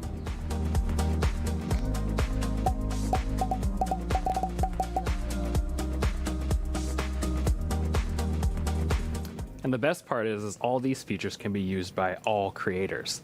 So what do you have to show us today? Yeah, so for the last couple of years, we've been doing a lot of work with the entities in the game. So this time, we've doubled down and gotten it so that we focused on items and blocks. So as part of that, I've made a custom crop to kind of show off a lot of the capabilities. So over the summer, everyone at Mojang Studios was given tomato seeds to try and grow a tomato plant at home. So I thought that was kind of the perfect inspiration to go make a crop. So you can interact and place the seeds, use the crops. See, they're kind of growing. We got a couple of them getting to the flower stage. Got a few now that I can actually go pick. So in this case, I've made them work like the sweet berry bush, where you can just right-click on them. But I think tomatoes taste disgusting, so I thought it was better to make them as something you can throw. So Quinn and I had some fun. We were throwing them around. It's harmless, or sort of harmless. Yeah, totally harmless. Yeah. You knocked me into the lava. It was mostly by accident. But tomatoes will actually rot on the vine as well, and if they rot for too long, you get a little rotten tomato monster that can spawn from it. So I'm gonna fight him off here. Is this real? But yeah, he throws rotten tomatoes. They don't fly as far as a regular tomato, but they knock you back a lot more. But kind of based off all this stuff, I think tomatoes maybe aren't the best idea. So I'm going to get rid of all my plants and never grow them again. Yeah, I agree with you on this one. But So all they're these so healthy. It's true, they are pretty healthy. So with all of these new custom crops, creators can go and make some really cool kind of like farming style maps. Oh, definitely. So like, I think crops are a great example of showing off how they all can kind of come together, because you get the items that you can get there. Normally you would eat the item, but or you can make projectiles. But they also have the ability to get events that are fired from things like a tick event. So as that event is fired, you can make the block run through multiple stages of growth, and eventually get it to the point where you can choose what loot spawns at various stages of growth and stuff like that. Yeah, I thought it was really cool how you could interact with them like a normal berry bush, but then get the tomato out. Yeah, it's just another it's an interactive event that you can key into. Yeah, and then there's a tomato monster there at the end too. Yeah, I call him Tomo. Little Tom, it's so cute. Yeah. It's not even scary, but yeah, it's an example of what you can do with them combining events and commands. That's one of the features that our creators have requested for so long, just having commands to be able to run them when something happens. So now, instead of also in addition to doing it with actors, you can also do it with blocks and items. In this case, as the flower is rotting, you can disappear that crop and also summon a tomato monster, a Tomo monster. Yes. Well, that's really cool, because I can totally see creators using all of those combinations of features to make some really cool adventurous maps. Yeah. For example, the little adventure that we can show you, where we were going to the desert, and then we found this mysterious golden skull, and also an equally mysterious pedestal in the middle of the desert. So we decided to place our golden skull over there and see what happened. And yes, we have a mountain that is hollow. And as the brave warriors that we are, we went exploring. And obviously, we found some creepy monsters inside. Luckily, we have our trusty custom sword to fight them off. Oh, that helps. I'm not sure if we even survived that. Yeah, that doesn't seem very safe. No, not at all. But that pedestal, I know that's one of the most requested features, block models. Yeah, so I've been super excited that we finally be able to get block models in. It's something we've been wanting to do for years, and we were finally able to work on them and get them in. So we got it working with using the same formats that we've been using for the entities, so the same tools that people have been using to build custom mobs, they can use to build the blocks with. Oh, that's cool. So you don't even have to learn a new skill. You can just continue. It's almost identical. That's awesome. And then I noticed on the hotbar with the golden skull, there was a little red triangle. What was that? Yes, it's a new feature that we're calling item lock. I don't know if you found yourself sometimes just going through some content and you have this special item and then you die and you lose it, or maybe you drop it accidentally. Now we've made it so that creators can actually lock something on your inventory, so that when you die or you press Q, it won't go away. That way you don't lose your mysterious golden skull to unlock the next stage. So nice. I was going to say, that makes it super easy, because I've definitely been in an adventure map and I lost the key on accident, and then I had to go and, try and fix that. Yes. And then when you place the skull, there was a lot going on in the background. There's three features to talk about right there. The first one is we wanted to give more power to creators with cameras. And this one is just a small one where we just shake the screen. I don't know if you noticed that one. And then you can help players convey something like there's an earthquake going on, or maybe something is about to fall over you. So you can do that with this new tool. Or dinosaurs. Or dinosaurs. Get a dinosaur steps. Yes. The second one that we noticed there is structures. You can now place them using commands, whereas before you had to be using a structure block, which is more complicated and time-consuming. Now you can do it much more easily. And as part of those commands, you can now animate the structure placement. For those that noticed, like the mountain was opening, and that was just a structure animating. We provide a couple of effects. One is just like a 3D printing animation, and the other one is layer by layer. And yeah, you can combine them to just achieve very cool effects. Yeah, I can see like creators, using those to add just another level of polish to their world. Exactly.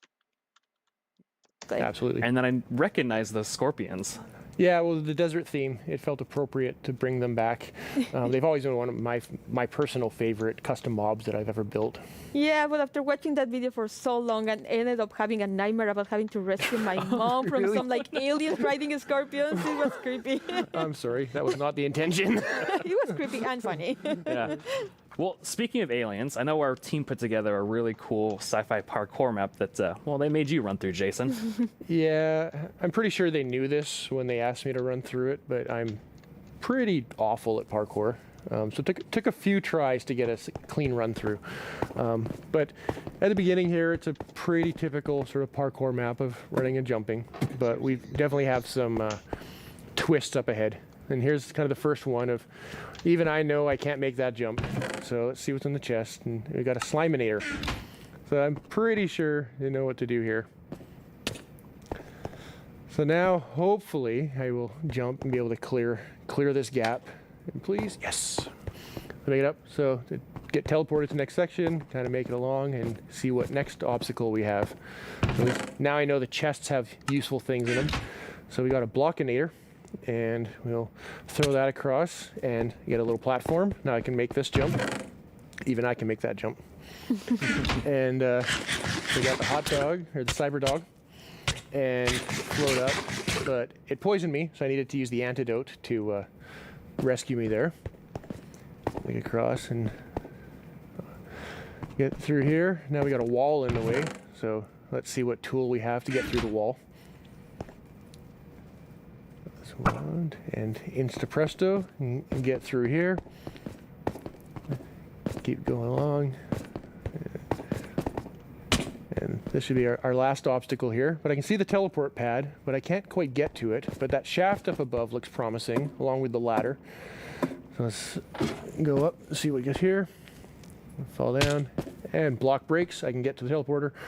And Fanny's already there. You made it. Of course. Yeah, finally.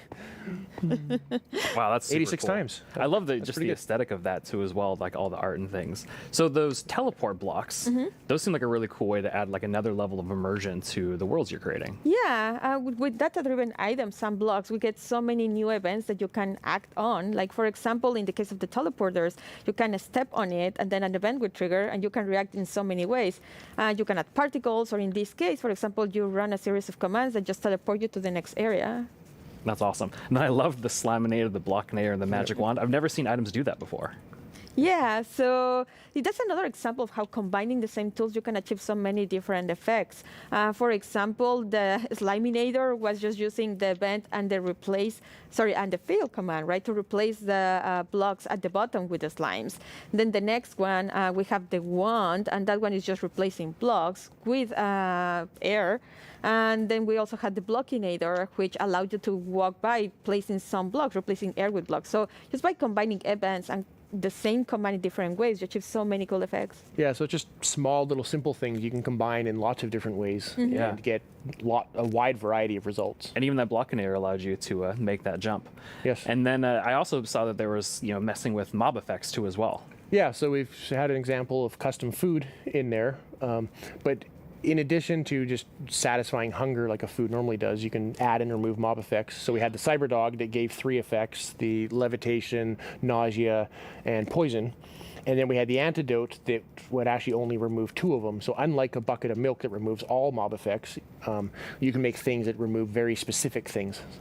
Yeah, and it seemed like you got, after you use that, or after you use the magic wand to get to that wall, it seemed like you were stuck, but there was something else that was going on there. Oh yeah, so there is the block that was in my way. So we made it so that Another one of these events, similar to the on step on, is we also have an on fall on. So in this case, it was just an on fall on, and you can set what distance you want the event to trigger. So you have to fall at least 10 blocks or something like that. And when you land on it, we then break the block, similar to what like the tomato plant and other things that we saw earlier. Yeah, and it seemed like it took you quite a few tries to make it through, but Fanny was able to do it first try. Yes, unlike others, 86 times. Yeah. Yeah. And one new feature that we have is that on raw text, you'll be able to show the names of the players that are of interest at that moment, and also show scores. Like in this case, we were tracking how many times Mayor was dying. Yeah. Well, thank you both for coming on to the stage and talking a little bit about these creator tools and new features that are coming out. And with these new features, there's going to be a pretty amazing new thing coming out later this year for all Minecraft players. Remember, GDL will not be held responsible in the event of a likely death.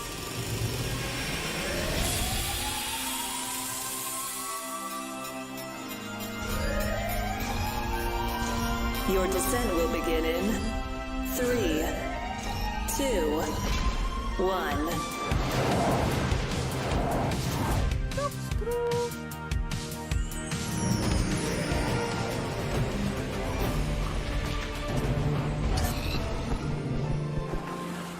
We know you've waited a long time for this update, and if you thought the first set of features for the caves were awesome, it's time for even more awesomeness. Agnes and Nir from the Vanilla Minecraft gameplay team are here to tell us what else is coming to the Caves and the Cliffs update. Hello, welcome. Hello. Hey. How does it feel? It's so amazing. It's so awesome to finally be able to share that with everyone. Yes, it feels great, and we have, looked a bit at tweets during the break, and we have some more tweets. We have more tweets. Yes. Wireless redstone. Oh yeah. Yes. There will be so many cool things you can build with that, and the warden. It's amazing to see all the excitement. It's so cool.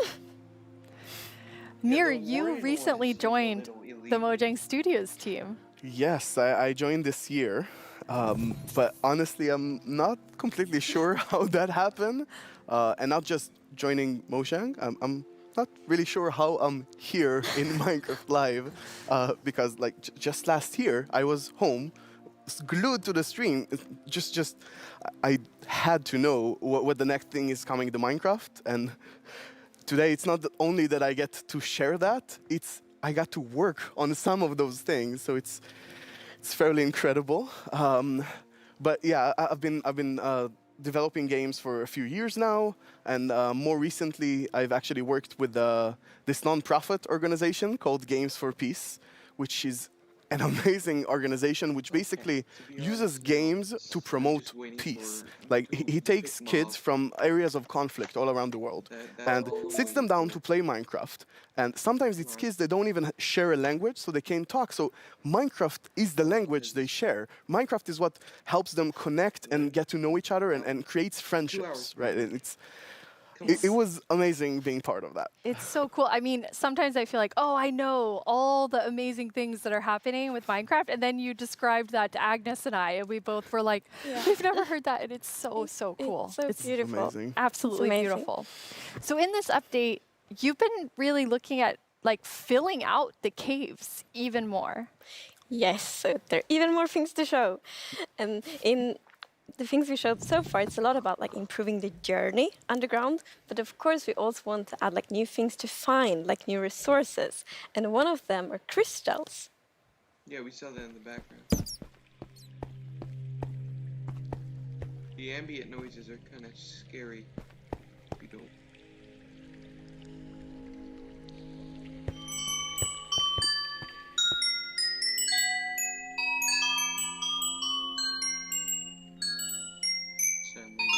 Speaker is just right there. They're so beautiful. Yes, that the moment you turn the corner and you see that glowing thing, that's so, it's incredible. The atmosphere in the crystal geode, it's mystical. Yeah, they're so pretty. And we were thinking a lot about like what is the purpose for crystals in Minecraft? And one thing is like they should have a use, and we will talk more about one of the usages soon. But the other thing is a lot about just adding a lot to the experience of exploring. And we want them to be quite rare. So when you find them, it's really gonna be like magical, because they're just beautiful. And you know, when you walk on the crystals, you hear these sounds. Yeah, it's just, we talked before about the pillar of underground of Marvel. And I feel they're just the perfect feature for that sort of pillar, right? But you can't just take them with you. Right, so you can break the crystal plant we saw in the video, but they actually grow from a very special block. And that block is unobtainable. It's sort of like you think about spawners, right? You cannot just take it and put it in your base. It makes you go and build farms all around your world. And that also encourages you to create tunnels between them and find out ways of transferring those items from place to place. And I just love those sort of features that really encourage other gameplay in the game. As an explorer myself, I'm very excited about finding all of these. And you mentioned a usefulness to them. Oh, yeah. Yes. So, from those crystal plants, you get crystal shards items, and you can actually use them to craft a telescope.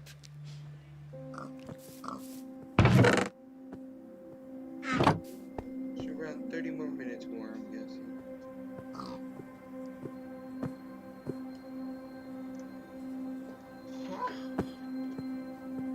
Telescope. There's too many new things added. That is amazing. It is. It's such a useful item. Super cool. And the cool thing is that, so yes, you use the crystal shards to craft them, but you also need something more, and that's also a new thing that we added. What's the new thing you guys added? Copper. I knew it. Copper. Yep. It would add this eventually, I knew it. I wouldn't expect it to be built like that. I would expect it on like armor. It's copper! That's amazing. Yes, it's new ore. And you saw the copper ore in the video. And a very interesting thing with the copper ore is that it generates in a different way. So normal ores often generate like an ore blob, but copper is different. So imagine that you are out mining and you see copper ore. So you're like, okay, I'm gonna mine the copper. And then you see some stone. It's like, they look a bit different. So you continue to mine, and then you find another copper ore. And you probably go like, okay, I think I found a copper vein. So we're actually adding ore veins to Minecraft. And like, they really add so much to mining. It gets so interesting because it's kind of like following a trace when you mine, and they tie so well to the pillar we have about adding strategy to mining. Yeah. That's amazing. And you've personally wanted copper in the game since you start, maybe before you started? Yeah, you mentioned it once or twice. Well, maybe a few times.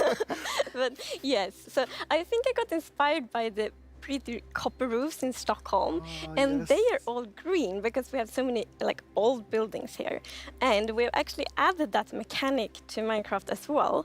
So, you know, if you place a copper block, it will first be orange, but after a while, a pretty long time, it will turn green. And it's something, I think it's so cool, because it actually adds history to Minecraft. Because, for example, if you have a really old Minecraft world, then you can see on like a house and like, oh, the roof turned all green, and then you know that that house has been there for a really long time. Ugh. It's just more lines.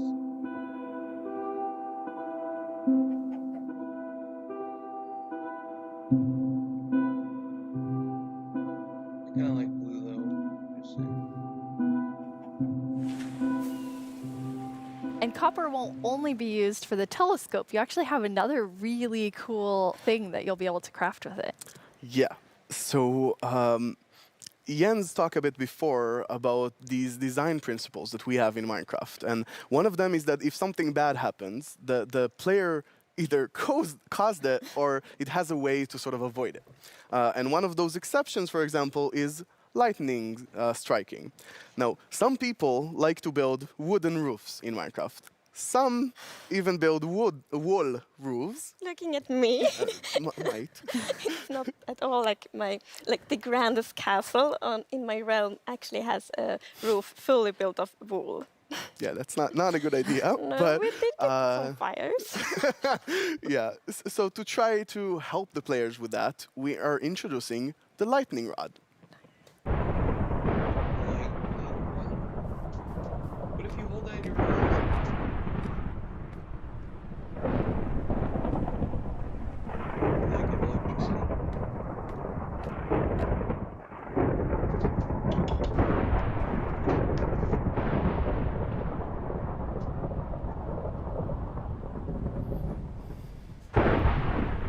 That is very useful for all the wool roofs out there. Yeah, I think this is a problem that happened to a lot of our players. Even personally, I had this peaceful game that I played with my partner, and it wasn't peaceful. And we went out and we were like looking at animals, collecting a few animals to our base, and we came back and our house was gone. And I was quite confused because I consider myself to be someone who knows a bit about Minecraft, and there are no creepers, there are no endermen. So what happened? We figured that probably a lightning strike hit and burned down the house, and we were quite traumatized because we were not prepared for this. So I think this lightning rod is really going to help with that. Yeah, now you don't have to worry about that problem anymore. No, I'm gonna place like lightning rods everywhere on my wool roof. Good. Will be perfect. Good. Now, you've introduced a lot of things already, and players already have a lot of trouble with their inventory and the amount of items, but you have an idea for that. Yes.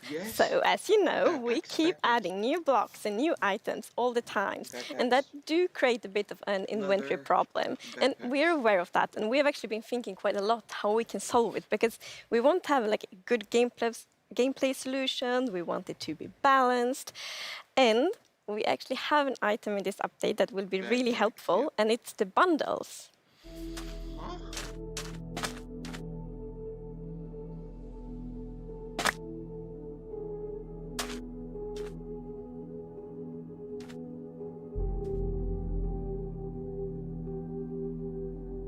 It works.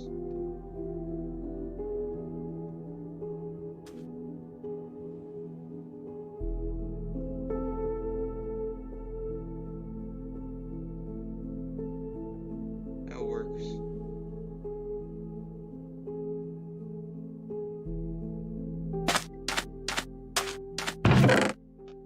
Whoa.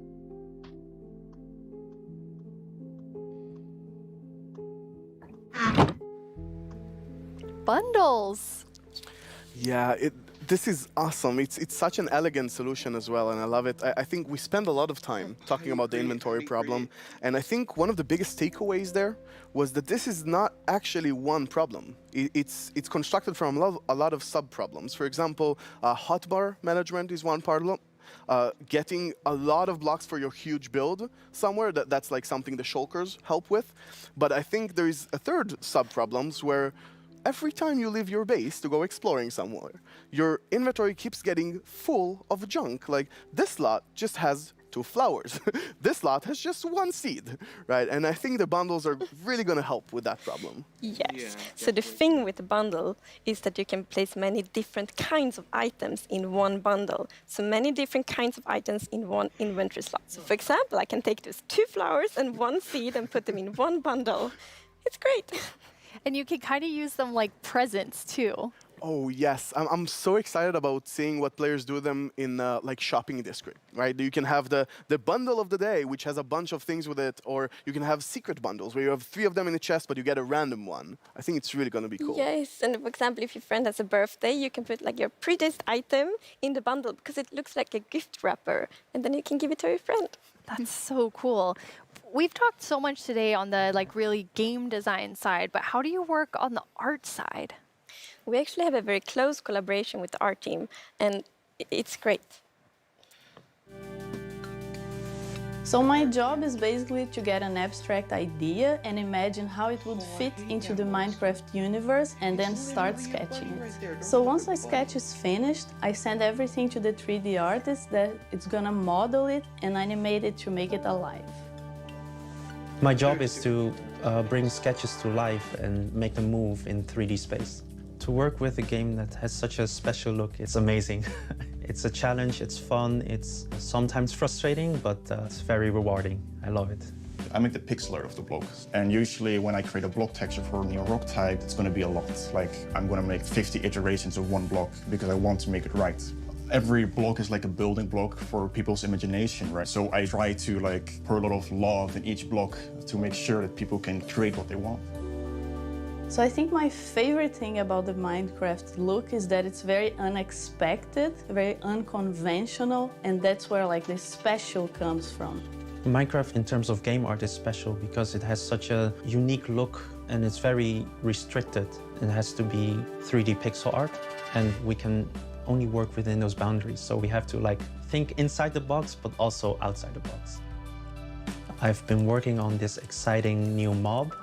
This new mob will be the cutest predator ever existed in Minecraft. This update is incredible. Like, people have been waiting for this for so long, and we're finally gonna do it. I hope that the community is really happy about it. I hope they have a lot of new stuff to play with, and I hope that they are excited to see some concepts as well. It's so lovely when you can think about all of the different jobs within game development. I love seeing the artists and developers, and we all, like across the show, there's so many different types of roles that people have. Yeah, and it's really awesome to interact with all those roles and have a lot of a back and forth. We're very open in Mojang and getting ideas from all over the place, and specifically working with the art team is amazing as well. You sort of throw one idea to the air and he draws something and you're like, oh, what is that white thing in your drawing? I didn't even think about it, and it starts so many awesome ideas going. And we even integrated into our prototype process, and actually I think until I saw those sketches by the art team, I didn't really understand what archaeology in Minecraft even means. Archaeology? Yes, so we're actually adding a new system called the archaeology system. In this system, you're basically going to find these excavation sites all throughout your world. And you can make this new tool called the brush that is going to help you uncover the mysteries of all these dig sites. So you come to one of these ancient structures and you can sort of use the brush to clear away some of the rubble that may have collapsed in those structures. And sometimes you might even find something shiny inside them. But, and this is important, if you are not careful enough, like in real life, you can destroy that artifact. And when that artifact is gone, that artifact and all the secrets it held are gone forever. But if you're careful enough, if you take your time and you're deliberate, you can get some of those hidden artifacts. And for example, here we got a ceramic shard, which is basically how whoever lived here used to tell and pass on their stories. I love the story sides of the archaeology, because we often talk about that we want to deepen the mystery in Minecraft. And when you find these hidden artifacts, you kind of find like connections and hints. And we will never tell the full story, but these will inspire the players to tell their own stories about their own Minecraft worlds. Exactly. I think it's going to be really exciting to see what players do with them. For example, here we see an exhibition that someone built for this, where he can compare all the different clues he finds, right, and try to preserve whatever was down here, and he can compare what we found with whatever new thing, and sort of try to connect the pieces, right? And here we see those pieces connected in a clay pot, actually trying to reconstruct them back. And you can create that however you like. You can create your own stories or try to guess how those pieces used to connect. Yeah. It's also so fun to be very creative with these new pots, because you can put the shards in any way you want. Exactly, and when you're pleased with your creation, you can fire them up and you have your own painted clay pot.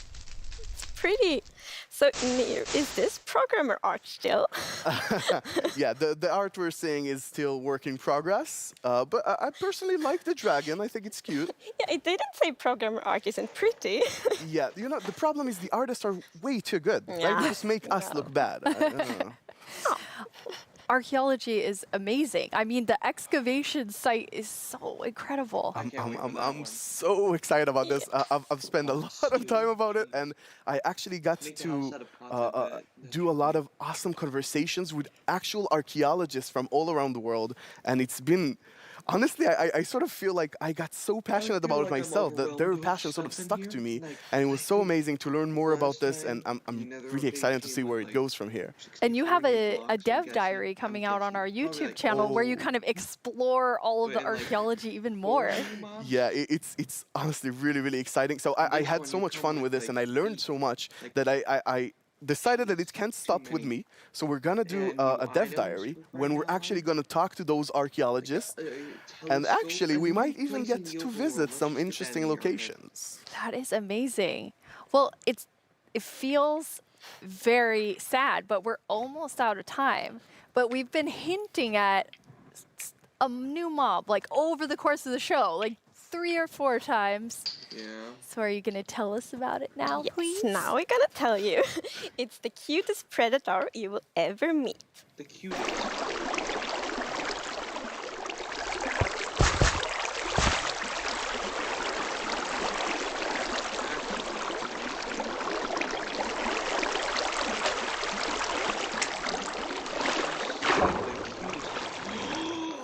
Oh, I know those.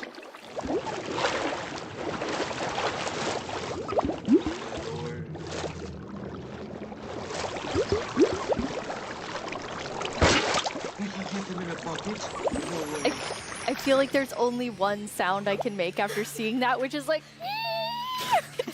Cute. It's so adorable. The axolotls. How did you decide on axolotls? So, when we add a new mob to Minecraft, we really wanted to have like its own unique character. We wanted to have purpose. And it's also a very good thing if it happens to be ugly cute. And the axolotl is perfect. It has all of these things. Well, I guess on the ugly cuteness, it might be quite a big emphasis on the cute side, but still. And we actually had a brainstorm in the team. So we were like, okay, we're gonna add goats, but we want to add another animal. And then one of the developers posted like a big picture of an axolotl, and we all went like, yes! Yes, this right now. It's like the definition of ugly cute. It's like made for Minecraft. Perfect. And then we also found out that axolotls are endangered in the real world, and we think it's good to add endangered animals to Minecraft to create awareness around that. So that's also a good thing. Like with the bees? Yes, like with the bees last year, for example.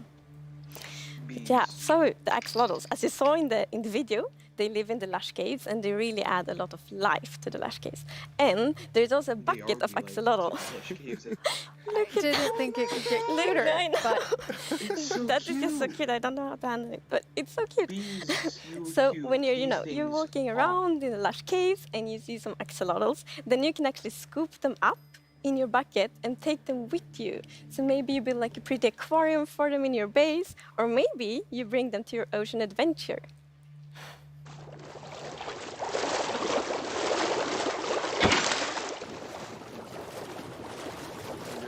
Oh my gosh, they're so cute.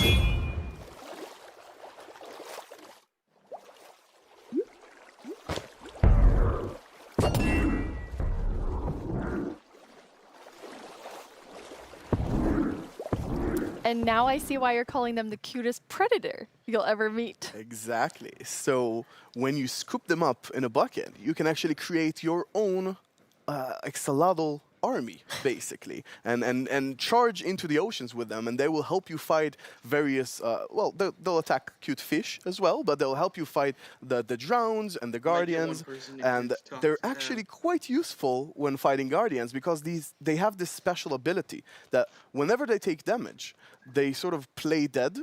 And when they're playing dead, no mob will actually attack them. So they have this time to regen back, help, and then jump back into the fight together with you.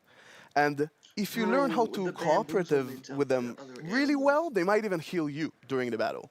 That is so cool. But okay, so you added these 2 mobs that are like as different as possible with the warden and the axolotl.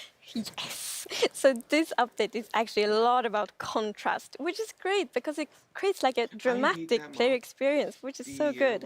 So we're like updating the highest heights of Minecraft with the mountains. We're updating like the deepest of the caves. We have this terrifying warden, the cutest axolotl, and also in the caves, like the lush caves are very light and welcoming, and then the deep dark is like super scary and challenging. I guess we can't forget our little goat in there. It's kind of the in-between. Yeah.